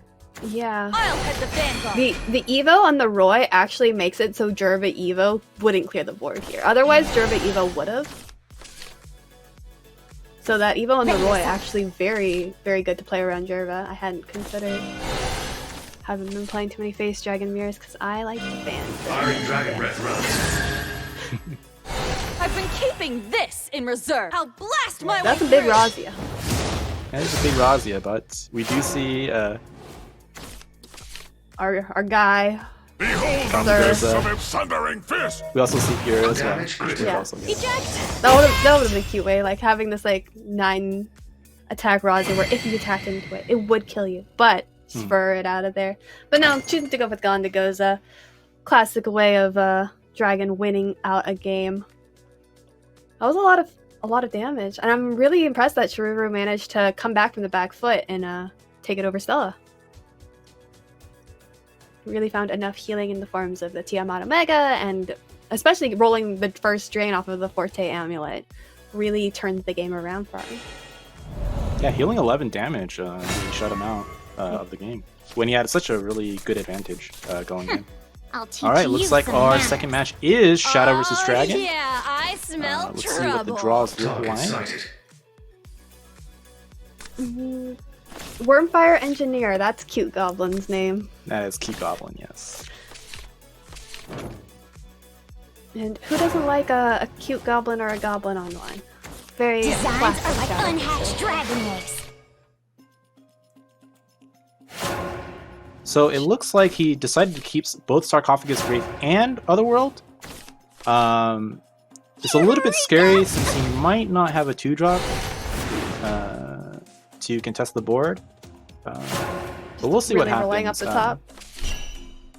Oh! And we have Something to play on too. It doesn't contest the board, really, but it is at least something to play. And it looks like our dragon player has a lot of range.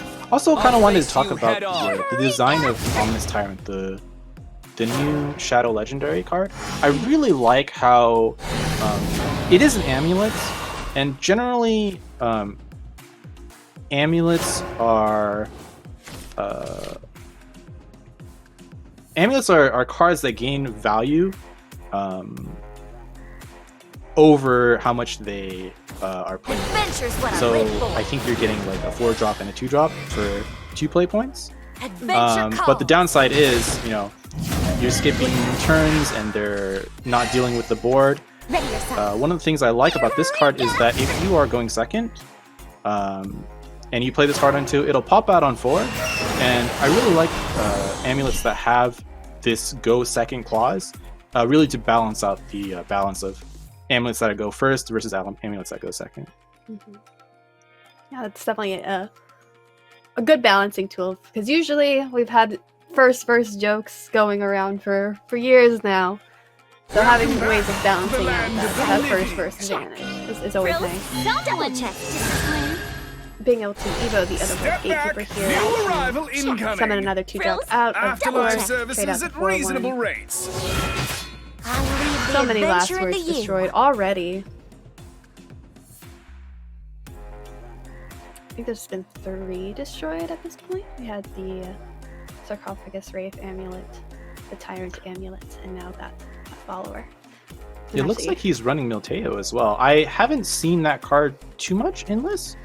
I've seen Milteos because maybe I'm revealing too much about my DB boys, but they really like having the Milteo and Ceres in their decks, more specifically the Shadow Mirror. But I think that's falling out of grace and flavor as we see the results of JCG coming out and not many people doing that. But pretty much you can set up for a sort of OTK with the spell that you get from an Evoed Ceres and Melteo's Enhance for 9. And just setting up cute little OTK potential there. Mhm. If you were to run both Milteo and Ceres, what do the ratios look like for that? Would you run 3 of both, or would you run maybe around 2 of each? I think it's like a 2-1 or 2-2 split. I think it's like either 2 Ceres, 1 Milteo, or flip-flopped around. I don't know. I don't actually like playing Last Sword Shadow, so I've been leaving that to the boys. So I'm not entirely sure. Don't hold me to it. Okay. What does the dragon player do here? He's Well- not going all that face. He could clear the board pretty easily with either Georges or Tiamat. But is that what he wants to do?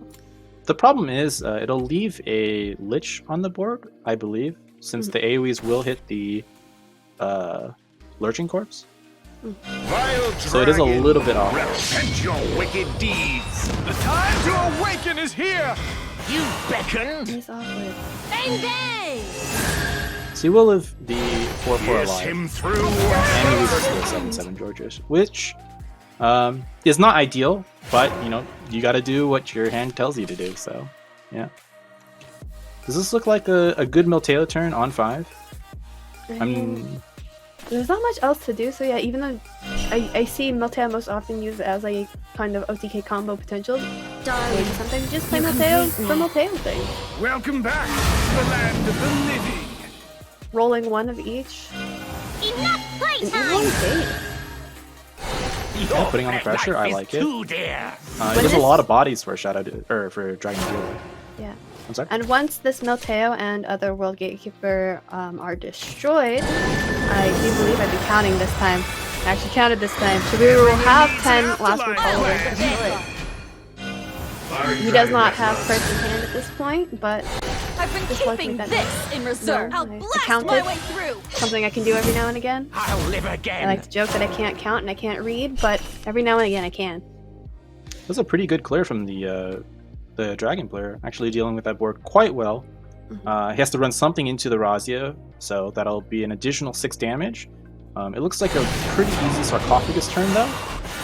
Sarcophagus on 6, very classic Shadow move in the last, Love can't be I stopped. believe, year. This card is Worlds Uprooted, right? So they rotate Finish in the next job. expansion. But generating those shadows, getting those bodies out, and getting that card draw, always good.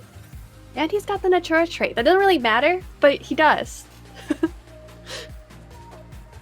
Yes, it was. That was important, right, when Not all you you were have. tutoring it with the infection Your of flesh the and expansion. bones are my life is too dear. Less important now. But Yes, just, like, yes. Now that it's fun rotated. facts. So, I do love reminiscing about older patches. will we see a Wings of Tomorrow to clear out the board a little bit, or just Gondagoza? Wings of Tomorrow would draw cards, and drawing cards is pretty good. I'm trying to think, how does he do 15 damage? He You could can do. possibly save it for the next turn, Mhm. but I'm I not mean- sure if he's going to be able to do 5 damage with only 4 play points. Potentially do like a little bit of damage. I mean, if you just do Gondagoza, I don't know how you'd find the other 7 damage. At this point, you'd have to play the Wings of Tomorrow at some point. And Gondagoza can do damage even after Chris. So, Behold the fist Just going of for the its Gondagoza. thundering fist. Yeah, do I damage think in while you can. he wants to try to again. find 2-turn lethal, and try to end the game as fast as possible before all of Shadow's effects come out. Seen them? And he does end up drawing the Chris. Didn't have it in hand earlier. I am certain it is active. Curse With IMT, you'll be into the Chris itself just to Curse buff the board. Rain 'em! They're going for Celeste. No spells this time. That I mean, means a dragon. on Wings of Tomorrow can't be used. I think the Dragon player is just going to top deck lethal. No, I'm just kidding. Never mind. I mean, with the chariots today and the Yeah, you're right. the Like 1 in 5 Furious, 2 and 30, Not 1 in today. 15 to draw another Gondagoza. I would have believed that he would have been able to draw a lethal there, but that was Yeah. not the case. It looks like So good a shutout 1 by in Shadow. 15 is a bit like out of bounds for for stream luck today. Mhm.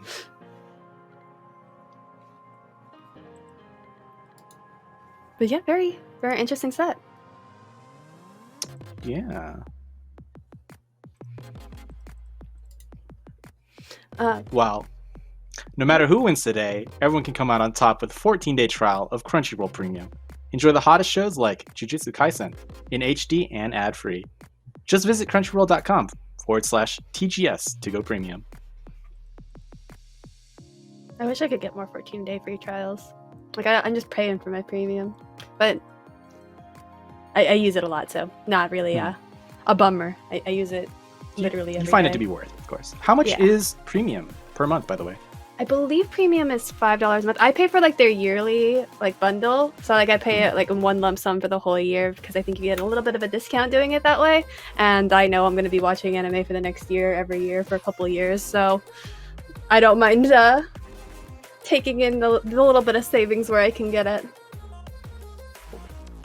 And if you ever need recommendations, just hit me up on Twitter, my DMs, and I've got recommendations for days because I'm watching like both from this current season and from their archive. I've watched quite a bit of what's available there.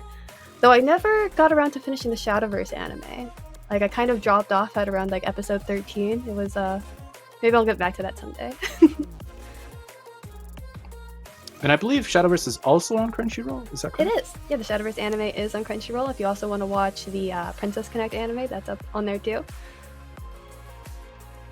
Do that little I know side there games. are a lot of Princess Connect fans in our Shadowverse community, of course. Mhm. I do miss the Princess Connect cards that are no longer in rotation, but if you missed them, you can still see them in Unlimited. Though I don't know how they fare in Unlimited. Unlimited is kind of an unknown scape to me.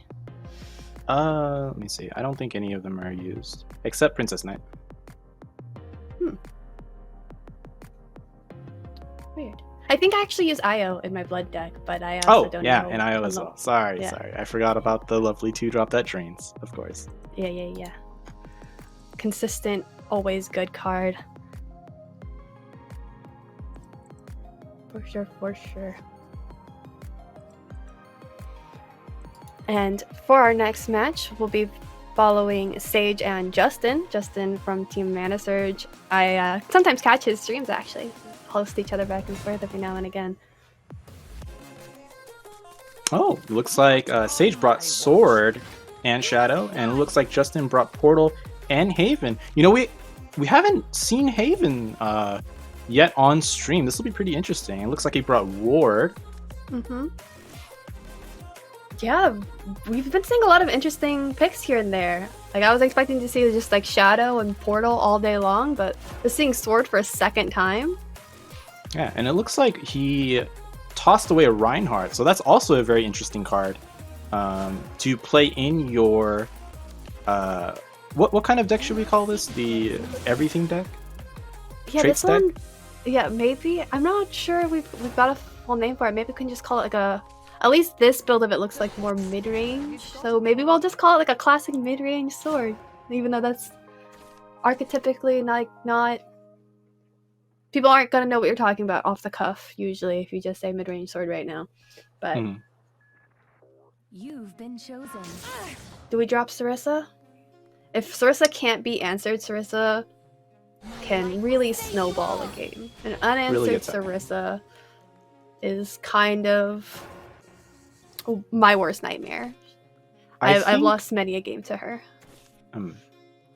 I think I'm assuming the Sword deck plays the one play point Bane card.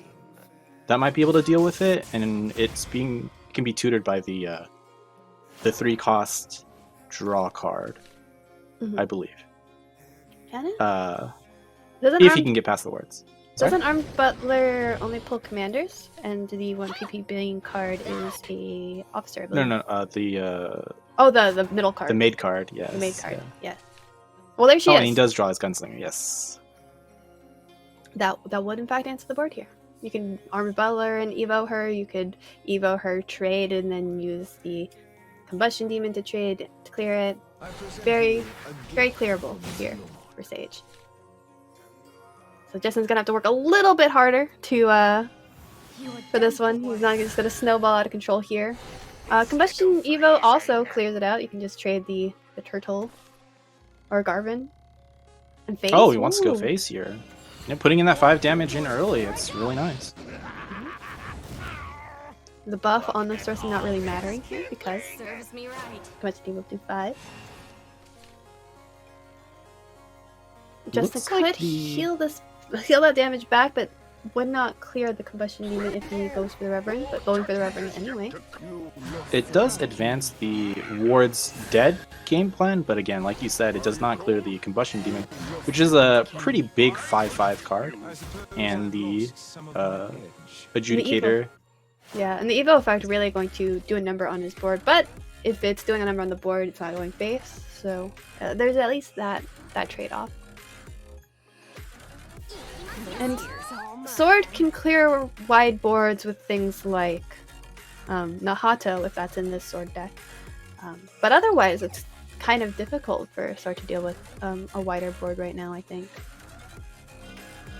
It looks like Sage is also playing the newly buffed Bunny and Baron card, allowing you to get a follower into the vehicle that it spawns after death with just any follower that costs 2 play points or more. Which is a lot more lenient than the previous 5 play point follower. Previously it was a little bit awkward since a lot of times you'd want to play like an Amelia or something like that, and you want to evolve her, and then now she's riding a car instead, or driving a car instead. Maneuvering a car. There you go. But 2 play points is really easy to fit in, so I'm not too surprised, I guess, that it's seeing more play now compared to before. And he's also playing... I don't even know what this card is. Something strategist? I think it's something about playing spells to Evo. Yes. I have not seen it in Constructed yet. Mostly in Take-Two games, so it's a really interesting include here. I'm not sure how many spells he runs to take advantage of that effect. We know he's playing Garvin, which has an accelerate effect. We know he's playing the 3-mana draw card. That summons a 1 play point follower as well. Mm-hmm. I just also want to point out that Justin did draw Avdiel for the turn 6 play, the new Haven Legendary that gives the crazy leader effect of every time you play a follower, a Havencraft follower for the first time on a turn, you gain an evolution point. Which does a lot for this deck. You do have to sacrifice some tempo when you play her though, because when she evos, she doesn't gain any stats, she remains a 3/3, so even though she banishes an enemy follower or amulet, she sometimes has difficulty trading after she evos. I would imagine he sets up Ward Reinhardt here for the next turn. I will support the vanguard. Carry on. He does have the automatic evolve effect active with the minimum 3 evolves. So that's kind of nice. It can be kind of hard for Wardhaven to go over it, but Justin, the Haven player, does have Onray soon to be active, so he can deal with it. Yeah, I believe with the current amount of evos, Onray should be at Super Skybound at 10, I think, if he evos the Lunarian or another follower this turn. I would imagine he draws a bunch of cards here rather than going for the Onray play. He sees the vehicle out, he's got to be thinking in his head, of course Reinhardt is going to be a possibility, gotta save the Onray. Don't really have a good way of dealing with it, with no resolve in hand. So I like seeing the cards drawn here, and we'll see how he trades. Possibly leaving the 3/2 alive. Let silence reign. Yeah, trying to get the most out of his trades. Probably definitely want to get rid of the Amelia. And since he has 5 evos, both Grimnir and Resolve will be active, so it's just a matter of trying to draw into them, of course. We have not seen it, at least for Justin Anvelt at all. Which can be pretty impactful, but are we going to see the Reinhardt come down?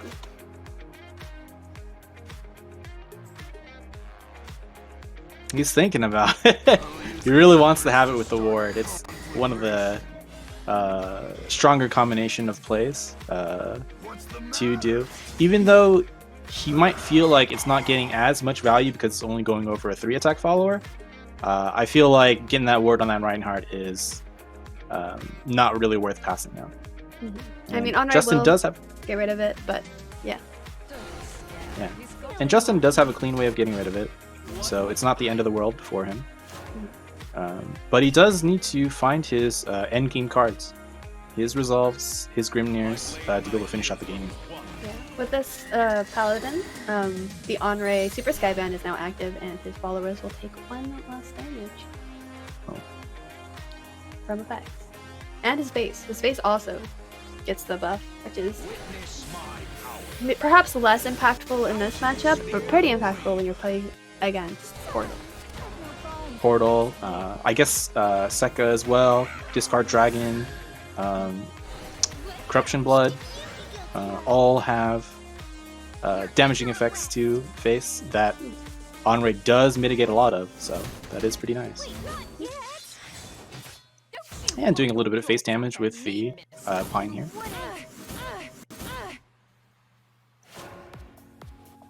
Ada is in the hand. I think the Skyband is active. Yeah, the Skyband is active. And it's getting reduced.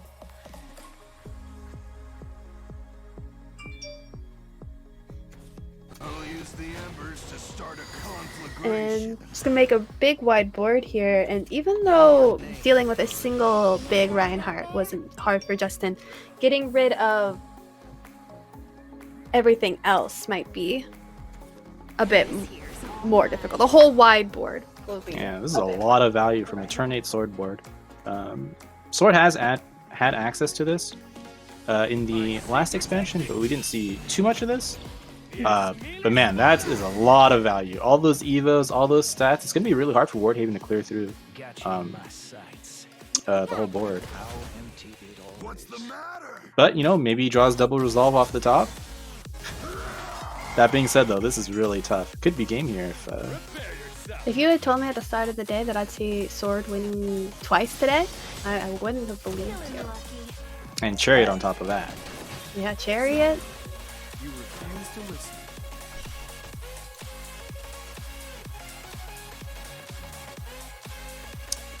It's not what he's looking for. I mean, the Anvil does help him clear out just like a little bit more. With the Anvil and Evo and the Onray, I think he clears like all but one. Yeah, that is Pretty true. good. Yeah. Pretty good.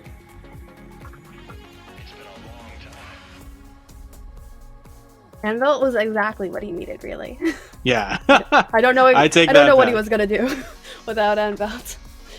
I was thinking combination of resolves, but yeah, Henri is good. Or I'm sorry, not Henri. Handelt is good.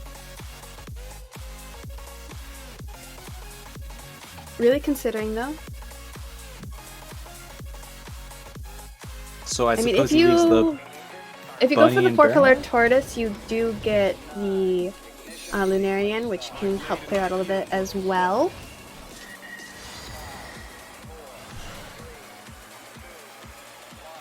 Leaving up 2 followers rather than just 1, but maybe saving the Anvil for a following turn. Having all... I mean, do you just trade everything into Eta? Yeah. Very difficult turn. You have to get rid of it. Ada. I'm not sure why Anvil wasn't played.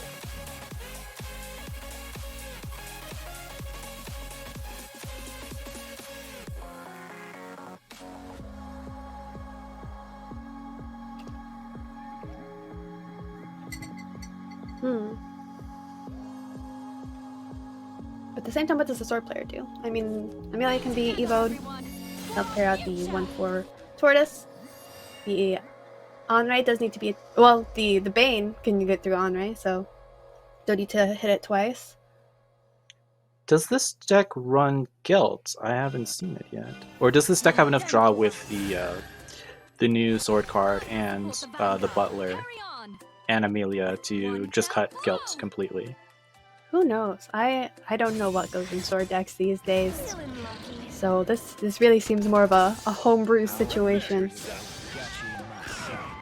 You got it. Oh, I didn't even notice this, but he has double Onray. Onray stacks! Yeah, so it's -2 damage. Okay. I guess that what Justin was going for, right? Because he got the Evos from the Lunarian. next set of Lunarian Paladins. Yeah. Okay. I can dig it. Mm-hmm.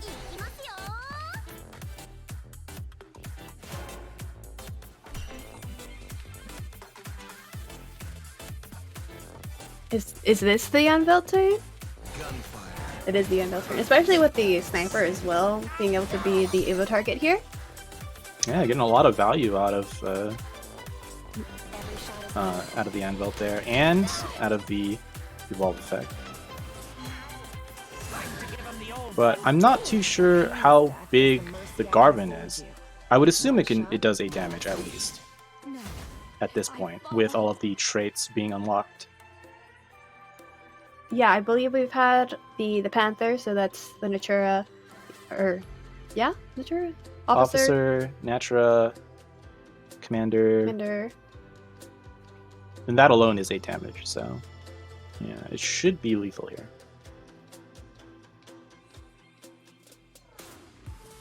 What a day. We've seen sword wins, we've seen 1 in 5s, 1 in 7s. Today's not been predictable. I shall give birth to a Whoa! Still getting the world! Just when it doesn't make the difference here, but just that extra bit of wasn't expecting that. Wow. This deck runs everything. It's got everything. I had a little drink delivery during the game. You know, after I'm done with it, I'll make sure to recycle it by taking it with Return Express. There's no sorting, no lineups, no handling cash. Refunds are deposited straight into your online account. You can just drop off your empties at an express depot near you and then go. Signing up is easy. Just head to returnit.ca/express to give your empties a second life. And also, if you're looking for a final piece for your work from home or gaming setup, you can find everything you need to build the best workstation or battle station at cantoliving.com. Check out their monitor mounts, speakers, and stands today.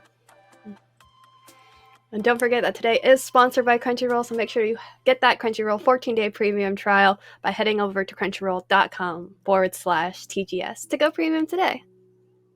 And I think we're going to take a nice little breather. I'm going to drink my Starbucks, and then we're going to just enjoy round 6 when we get back. Hello, and welcome back to the Spring Over Vellsar tournament. Sponsored by Crunchyroll and presented by the Gaming Stadium. I'm Jelly, and I am so ready for this round 6. It is our last round of the day because round 7 and 8 will be played out tomorrow. So I hope we have some really interesting games to close out the end of the day. Today, for this last round, we've got Elaine and Sway to start us off. And Elena is bringing Shadow and Haven, while S5 Sway is bringing Shadow and Dragon. So, what version of Haven we'll be seeing from Elaine. Yes. We did see Wardhaven earlier today, just in the last match. The new mini expansion card, Abdiel, bringing in a little bit more power to the deck. But we could also see maybe a Sanctuary. Maybe Amulet? Maybe Amulets too. So Amulet was pretty popular before the mini, but I haven't seen it too much after. So it'll be interesting to see what I'm crossing my fingers, and I'm hoping that we see a Roost Dragon there. From Sway? Yeah. Yeah, I'm really hoping. I'm not too personally familiar with the players, but I am familiar with their teams. Elaine is from Team Enmity, and Sway is from Team Sonar 5. I'd say Enmity definitely has some pretty big powerhouses in the SEAO region, the Southeast Asia and Oceania region. I believe they've got players on the top 8. I know that Stella on the team is usually at the very top of the master points in rotation pretty often, so I'll like to see what Elaine has learned from his teammates. And Sway, same thing, the Sonar 5 members are powerful in both the Western and SEO regions, so definitely a lot of power to like learn from his teammates, and probably just as good as his teammates, hopefully. Procession beckons. Have we seen a Shadow Mirror today? I don't know if we have. I know I've definitely played Shadow Mirrors, but I don't know if we've seen one yet today. These can come really down to if one player runs a form of OTK, that can definitely tip the scale in one way or the other. Or the player who draws better sometimes ends up winning this one. I don't think there's too much advantage first or second in this one. What do you think? I think the new card on this Tyrant definitely plays a factor once both players have big wards set up and can be really difficult to get through the wards. Having that 6 play points area clear, which scales pretty much like indefinitely. I don't think you're ever gonna not clear a board with it. Once we get to the later stages of the games, having more of those can definitely break through the stalemates that sometimes Shadow decks can have when playing the mirror. Why is the Grammar here? Just trying to go face? Interesting. Why Grammar? You know, I'm not too sure myself. Work, cutie, work! Huh. The Sarcophagus Wraith Amulet will be able to deal back the little bit of damage that Elaine pushed with the Bubbly Reaper the previous turn. I mean, the Grammar is like protecting the Bubbly Reaper and the face, so as a 1/3 ward, doing that warding job pretty well.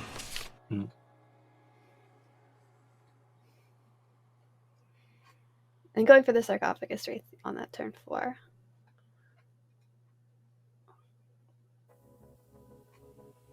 Would there be a situation where you would bump the Grammar into the 2/2 maybe? Since I don't feel like face damage is too important here, but maybe having it at lower health may help for future trades in the next upcoming turns. Yeah, I think it's more about keeping the Grammar healthy than it is about the face damage. I'm still confused by the Grammar play entirely, but maybe Elaine knows something that we don't. Very possible. Maybe Sway will play his own Grammar. It's just the day for Grammar plays.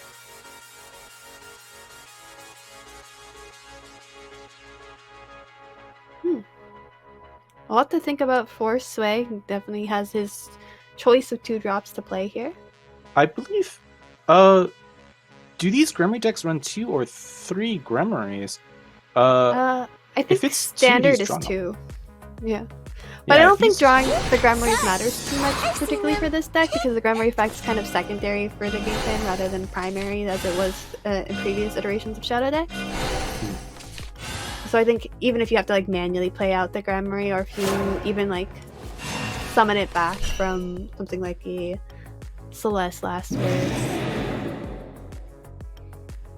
And by giving Grammar Last Words here, the cards that summon a 2-drop follower that had Last Words when it was destroyed will now include Grammar in the pool of options. And if Grammar is summoned that way, at a point where Grammar would trigger her effect when she comes into play, then that will also work, potentially. Both players at 20 life. Both players are doing what they can to advance their game plan. Check. Just trying to get Last Words followers destroyed.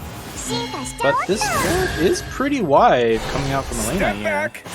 Afterlife We'll see how services Sway at reasonable responds. rates. Why? But Shall we?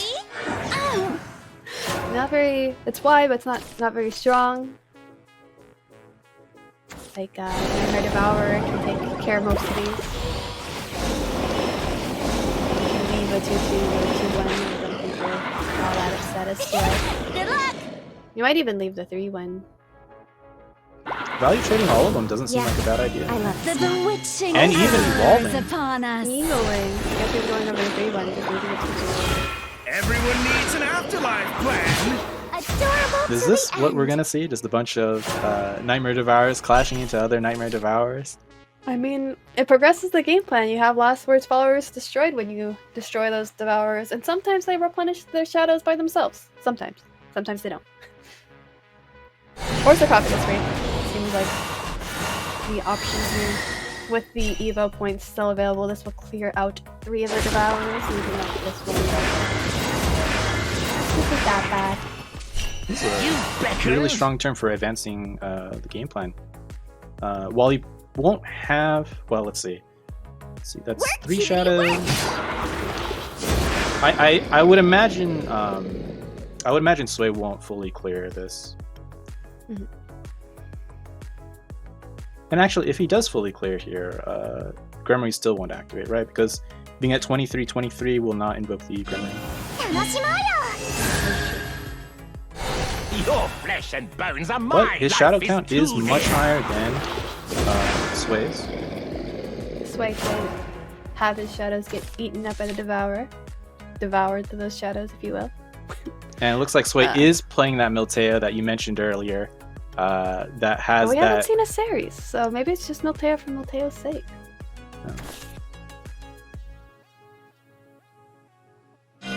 So Maven, I'm doing you a favor by putting your bones Sight? to use. Frills, finding double check. the Gatekeeper. Could be a choice, just thin out the deck a little bit. I'm actually not sure what the Last Words followers destroyed is at. I'm not sure. I didn't count this time. I know I was bragging last time we saw Shadow that I knew how to count, but this time I forgot. So I don't know what Chris is at. Well, like, let's see. There's the 4 Bakus. I mean, Nightmare Devourers. I don't remember what else was, but there was at least 1 Bubbly Reaper. Sarcophagus Ray. Another Bubbly Reaper. Also, since Elena is playing Bone Mavens, there is the option to use the Path of Purgatory effect. Welcome back clear to the the Death land Lord of boards as the well. living. Frills, I hadn't thought about double that. check. Yeah, that is an interesting option for Carouse the in the cacophony. typically just use as an additional way of drawing and doing a little bit. At least that's how I've seen them most often, but it is definitely an option. I've had Shadow Mirrors where I'm at turn 12 and I have 3 cards left in deck and we each have 60 shadows, and those are fun. They're definitely put those a shadows to form of use. Shadowverse, yeah. I did not see any cards this Flames is going for Celeste here.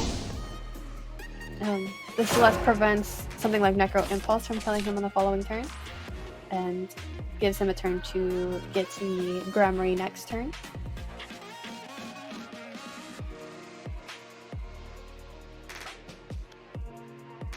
That is a lot of stats to be leaving out on the board, though.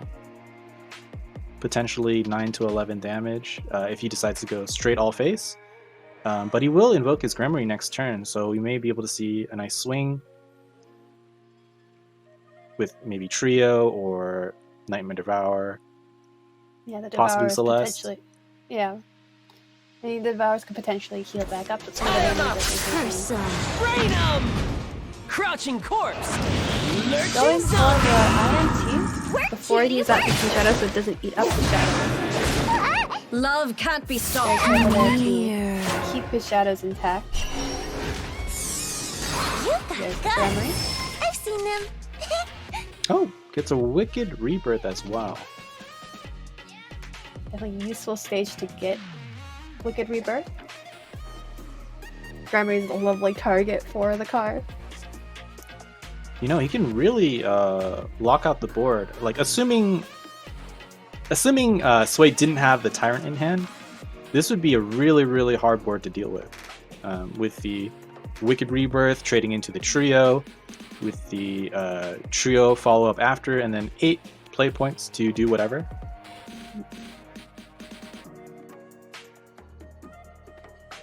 But Lynn, maybe considering that the Tyrant might be an option, going for the Devourer, just healing up a little bit.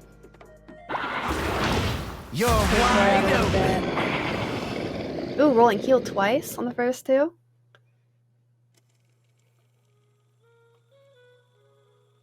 Might consider Celeste. It looks like he's hovering Celeste for the remaining 6 play points.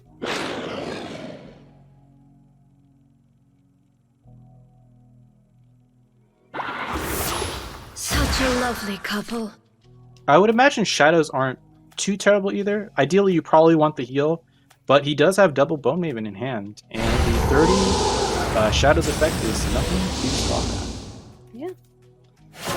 Deciding to not trade out the Sarcophagus Wraith with the last Nightmare Devourer.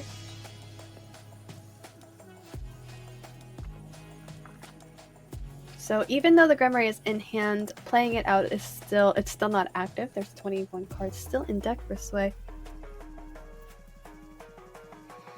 And not enough shadows, having the shadows been previously devoured. This here's the shady part of Well, town. going for Chris, I do believe Chris is active, so makes sense to see it come down. We might see the retracing the past would usually be a cute way of giving a last word to the Chris to get more last followers on the buff from the leader effect, but he cannot play the retracing the past because of the We'll Celeste effect. smash you to powder.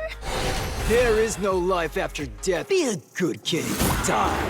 So really only getting +2/+2 out of the Chris leader effect this turn. While this turn he might only get a little bit of a buff, it's just nice to have, like, just the leader effect and you never have to worry about it again. Never have to worry about playing the additional 4 play points. Shady part of town. And it looks like Elena is also opting to get his own Chris out.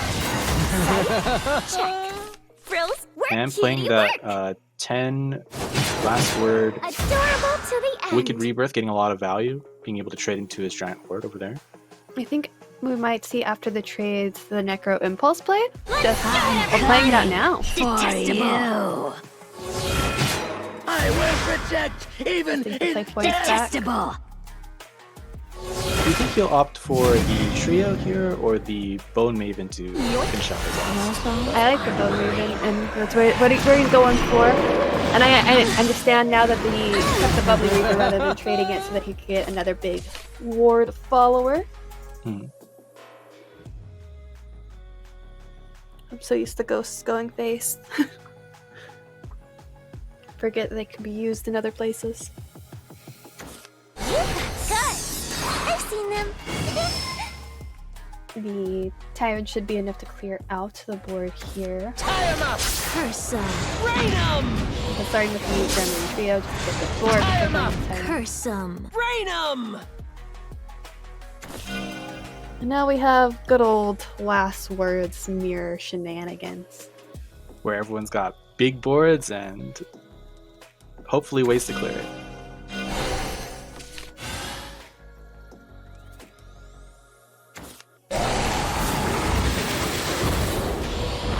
This clear that one. Crouching corpse, death, lurching zombie. And it can fully clear it out by trading out with the Come here. Does Elena possibly have lethal here? The wards do look really big. The words are real big. Tie him up, Curse 'em.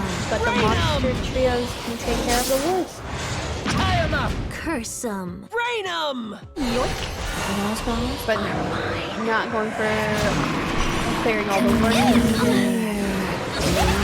Oh my goodness. Oh, that is oh my god, wow. yeah. 6 plus That 4. felt- Oh my goodness. I can't count. It's like right there in front of us and we're just like watching it happen.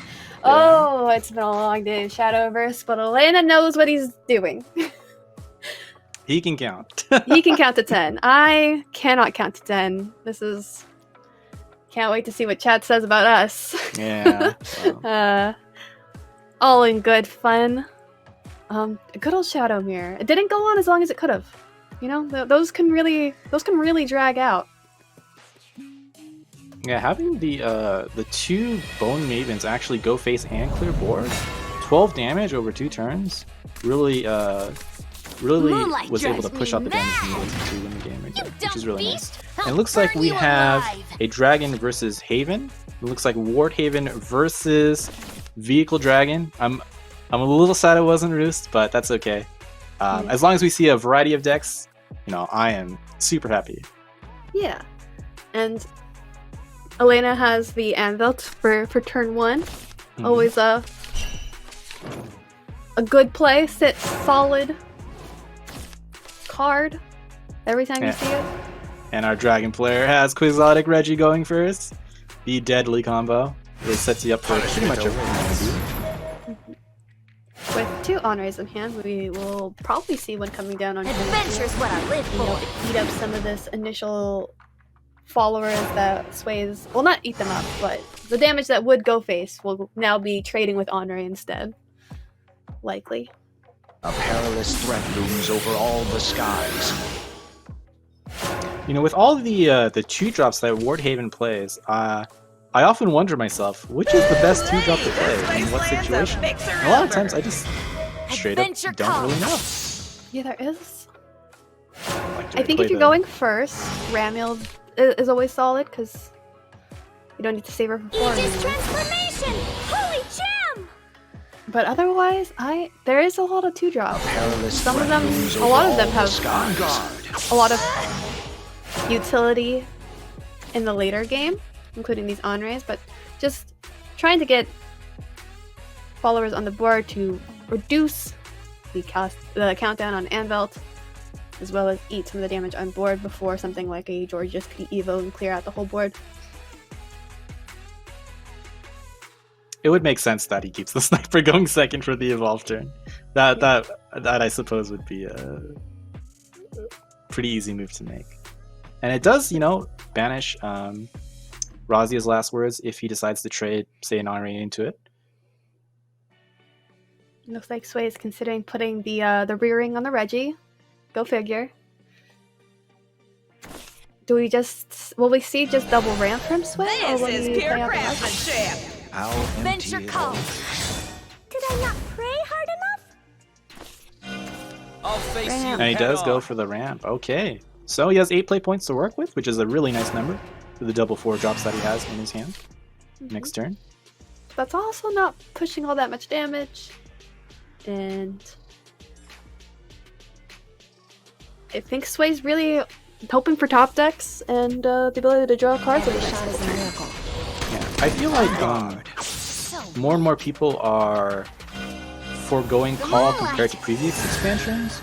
Oh yeah. So you're pretty reliant on, you know, clearing the cycle and wings to really get your card count back up. Elena making sure that he keeps the other sniper in his hand so that he does not pop the anvil a little prematurely, wanting to maybe get better value out of clearing a whole board, and maybe also saving the sniper for another potential removal turn. I really like that the keeping of the sniper rather than just playing it out, even though you have the play points for it on the previous turn. Vile dragon, repent your wicked deeds.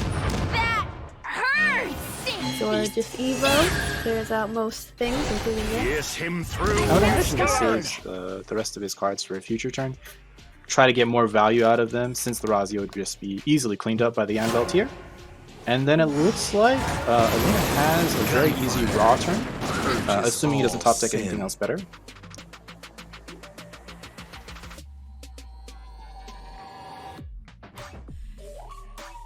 Could play out the raw, but he's also hovering the sniper. Maybe just wants to keep his wards healthy. Every shot is a miracle. Okay, decides to play the 2-drops instead. For the likes of you. It's making me wild! This is a lot of board to deal with. A painless death is Our the Dragonblade mercy does I can have afford you. Georgius though, so Georgius will deal with it. it Pretty will. good at dealing with boards. The Roy sometimes is pretty good at dealing with boards, but not this board.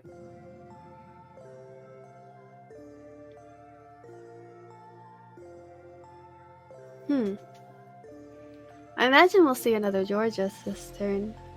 Yeah. and then see Like the instead of- cute Goblin plus Roy in a future turn. Combo together does a ton of damage. But will he play out the Razia as well? It is a lot of stat to go through, considering Haven only has 6 play points to work with to deal with 2 bodies. I'll head the vanguard. There's the Razia. Vile dragon, repent your wicked deeds. Targeted the red power for the gorgeous wolf there.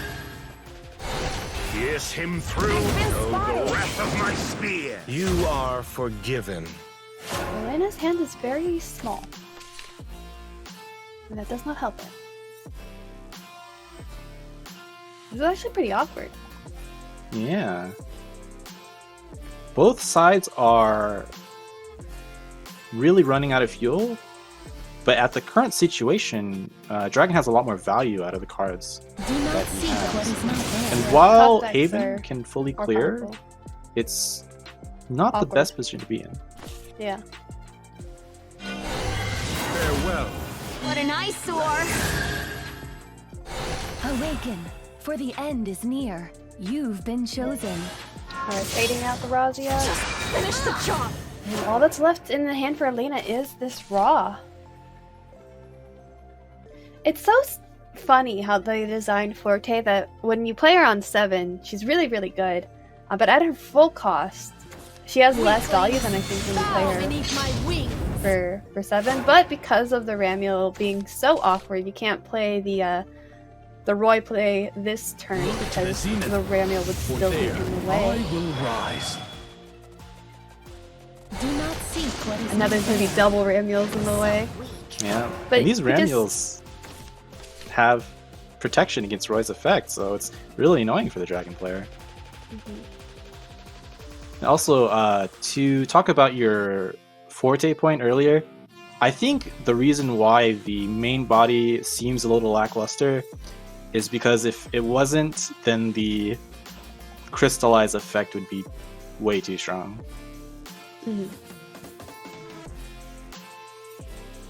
I know a lot of people were hoping when she was first revealed that maybe she'd have Storm or something like that, but I'm really glad that she doesn't. Because that would be too crazy. Phase Dragon does have a bit of damage already, so maybe they don't need more. Going for playing Roy Don't take here. this personally. a fitting end? Interesting. I mean, Yep. the Haven player has no hand, so they need to top deck something in order to. Oh, Sursa does Getting things. started, right? That was a good top deck. Yeah. Oh my goodness, it gets Anvelt, and I wonder what Forte will destroy here. Chosen. It destroyed the Sarissa, No, it's not bad. but it's not bad. Witness Uh-oh. the fury of my Okay, this Wait a minute, that's lethal, right? yeah. 4 with damage the, plus the with the Ramiel? Raw, Oh, the Raw man. effect, and Ramiel. That's enough. That was such a strange game. You've been chosen. Both players out of resources and coming down to top decks is pretty nutty. But yeah, this game was entirely won by Ramiel. Ramiel, powerhouse, really took this one for Elena. Oh my goodness. Not as like high intensity as like a 1 in 7 Oluwan, but just both players having so little resources and just like it coming down to Ramiel not being able to be a follower that you could remove easily. And remember that no matter who wins today, everyone can come out top with a 14-day trial with Crunchyroll Premium. Enjoy the hottest shows like Jujutsu Kaisen in HD and ad-free. Just visit crunchyroll.com/TGS to go premium. I believe after this we'll be heading into our next game, which will be Gravity L versus IEV's Nitro, and I want to specify that it's IEV's because there are 2 Nitros within the community. I've got one on my own team, and there's also one in the Southeast Asia Oceania region on Team Now IEV.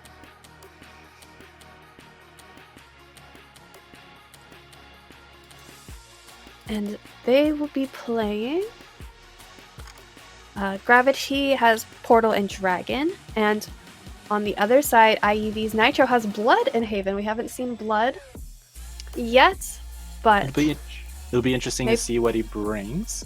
Yeah. Both Bale and Epitaph both got buffed with the new legendary card. Is that correct? That sounds correct. Yes, the Lizelet, I believe is her name. And Evo Blood has been falling out of favor as well, so we're probably going to see one of those two decks. We're going into this with Gravity being 1-0, so if he wins this, he will take this set. And Gravity's got... one of these players has Portal, and the other one has Haven. So I believe Nitro is the one with Haven, and Gravity is the one with Portal. Yes.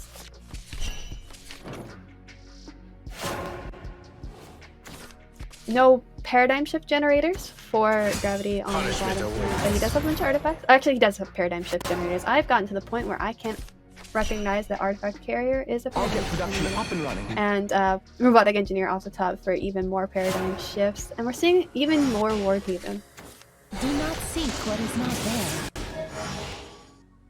Ramiel on 2 going first. Wow. And that Anvil's on 1 going first as well. Looks like the Haven can snowball out of board or out of control with this hand. But the Portal player does have a lot of artifact paradigm shift generators, so we'll see how this matchup goes. Yeah. We're seeing Sarissa on 3. We'll have to see if the Portal player will find a convenient answer for it. Sarissa's... oh, there's the answer. That'll take care of it. But do we just see the artifact carrier come down this time? Yeah, artifact carrier on 3 is too good to deny, even if you draw an answer for Sarissa.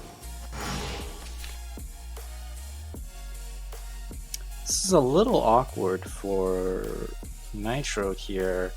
Would he trade into the ward to get out another ward for his Lunarian? Would he just play out the Tortoise here? I'm not entirely sure. Been chosen. I'm not entirely sure either. We'll have to see what he decides here. Does opt for the trade, gets out more wards with the Lunarian Paladin, getting out more of the wards destroyed. And then trading out with Sarissa.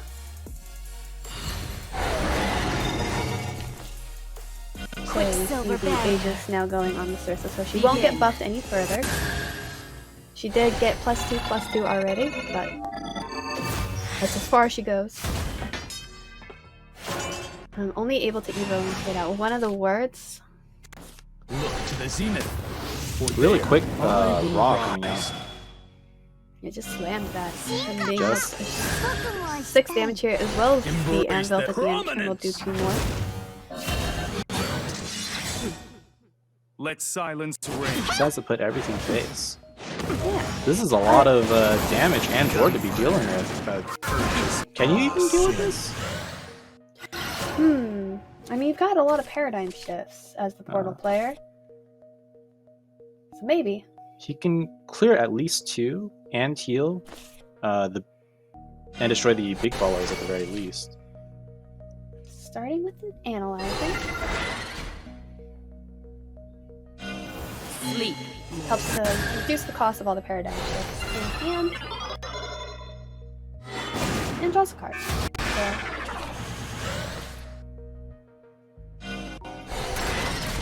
a little extra bet there. It starts the paradigm So I shift. said, Trading I out. will rise again.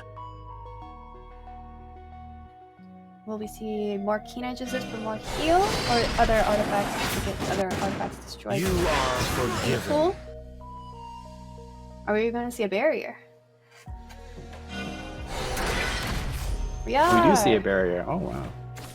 And then with the analyzing, the Spinaria, the Mystic, and all 3 of the paradigm shifts, followers destroyed and no banish in the Haven's hand. These artifact scans will have 6 different artifacts destroyed after this barrier is destroyed, so those will generate some 0-cost artifacts to use with the mobilized factory in hand. So I think next turn, It's gonna get pretty crazy. yeah, it's gonna swing back over into the artifact portal's game plan, but the Haven player has done a lot of damage and maybe will continue to do some damage here. We'll see what he decides to go for. Raw is the only thing that could evo over the 4-6, so we might see just like another Raw played.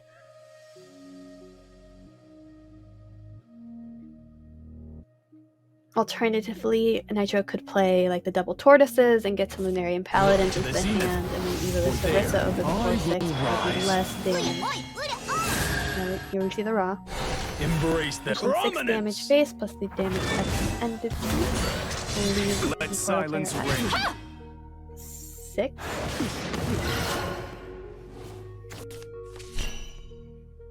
But here we go, full crazy. Factories goes down. Alright, 2 pretty value targets. Drain and Storm? Oh, Kitty Cat Arsenal in the deck. Cute little pet, not everybody runs it. Getting the wards for the second scan.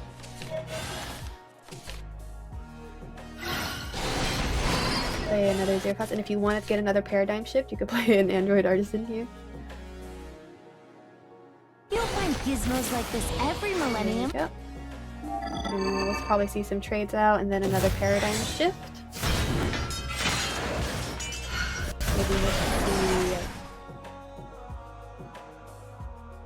Maybe the Paradigm Shift, maybe the Barrier. Seeing the Paradigm Shift. We might see the Sinto get played out. Oh! Serves me right. Accept harmony. Evo and the Teenage for a little bit extra heal. Haven player doesn't have a way to refuse clear, listen. unless he top decks Abdiel? So this Teenage might be able to strike twice.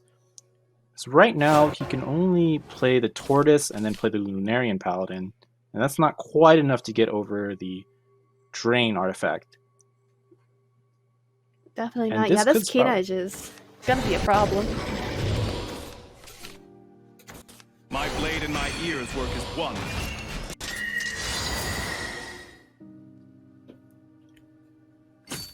Haven, for Warhaven in particular, without being able to play the 1-3 ward that draws you some cards, it can be really difficult to get to manage a good hand size sometimes. I feel with Warhaven, as we saw in both the last game and this current game. I mean, the Tortoises are nice for the tutoring effect, but Big trouble now. yeah, hand size is definitely an issue when playing the deck.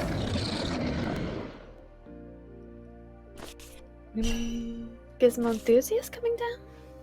What's it discard? Big Cat Arsenal? Oh, or the Mobilize Guardian, that makes sense as well.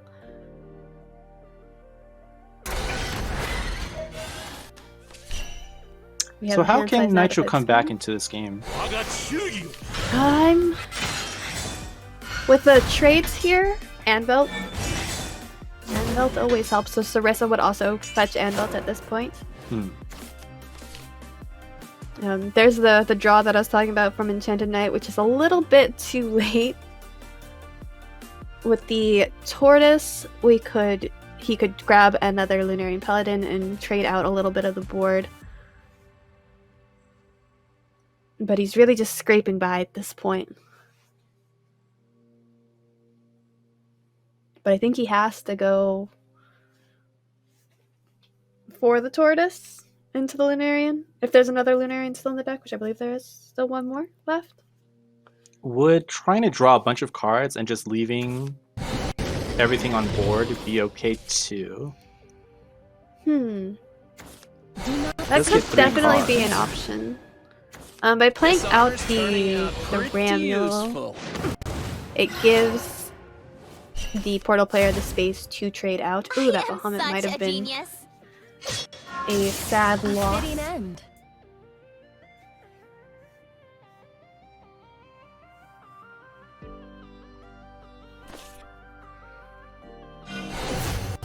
So, you refuse to listen. I wonder what we're gonna see next. Oh, was able to draw the Bahamut so we can trade out and then we can play Baha, and I believe that's lethal. And just play the Paradigm Shifts after that. That Baha, even though he milled it at the start of turn, drawing into another one to clear out the board. guess it wasn't lethal. Huh. I believe he needed 1 more damage, it looks like. We're just getting But he had started, 2 right? paradigm shifts, and he would have reduced the cost by 4. Gunfire. Would have gotten 2 play points back by playing out the Mystic and the paradigm shift. I believe he missed. Oh, is it? Oh, is it? Oh. I neglected the fact that you're correct. Aegis transformation! Holy I think it, actually no, the Baja only would have killed 3, so I guess it would have been a play point off. Possibly. It's been a long day of Shadowverse, but these airstrikes now are definitely lethal, even with things on the board. 2 damage each face. Nitro was able to find this Sarissa, but it's a little bit too late.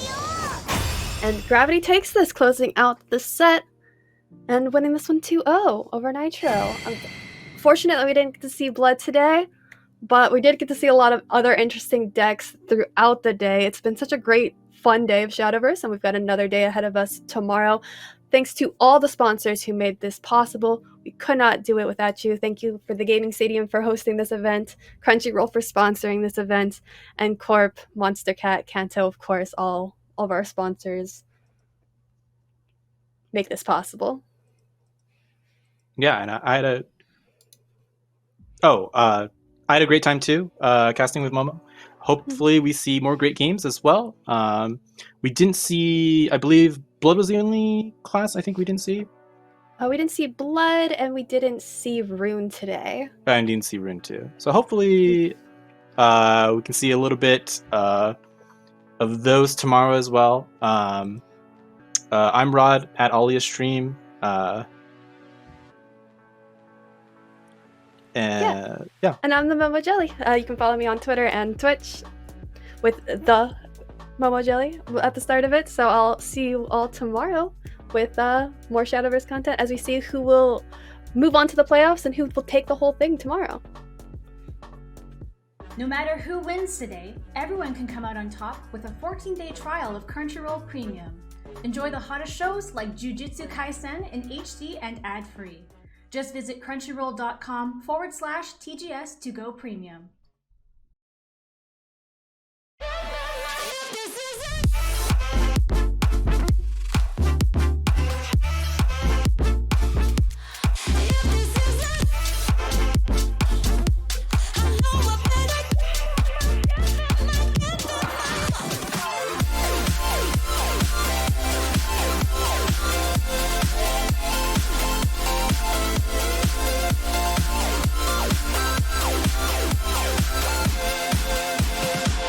Tired of sorting your empties? Try Express. Lineups, schminups, and refunds go into your online account. Sign up today and go Express. Without your love.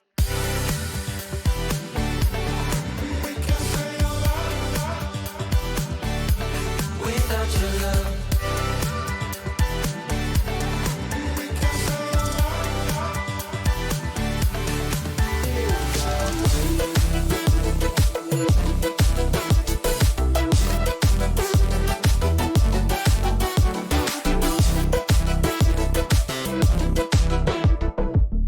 We all want things to be easy, but returning your empties? Do it fast and easy. Drop them off and refunds go into your online account with Return It Express.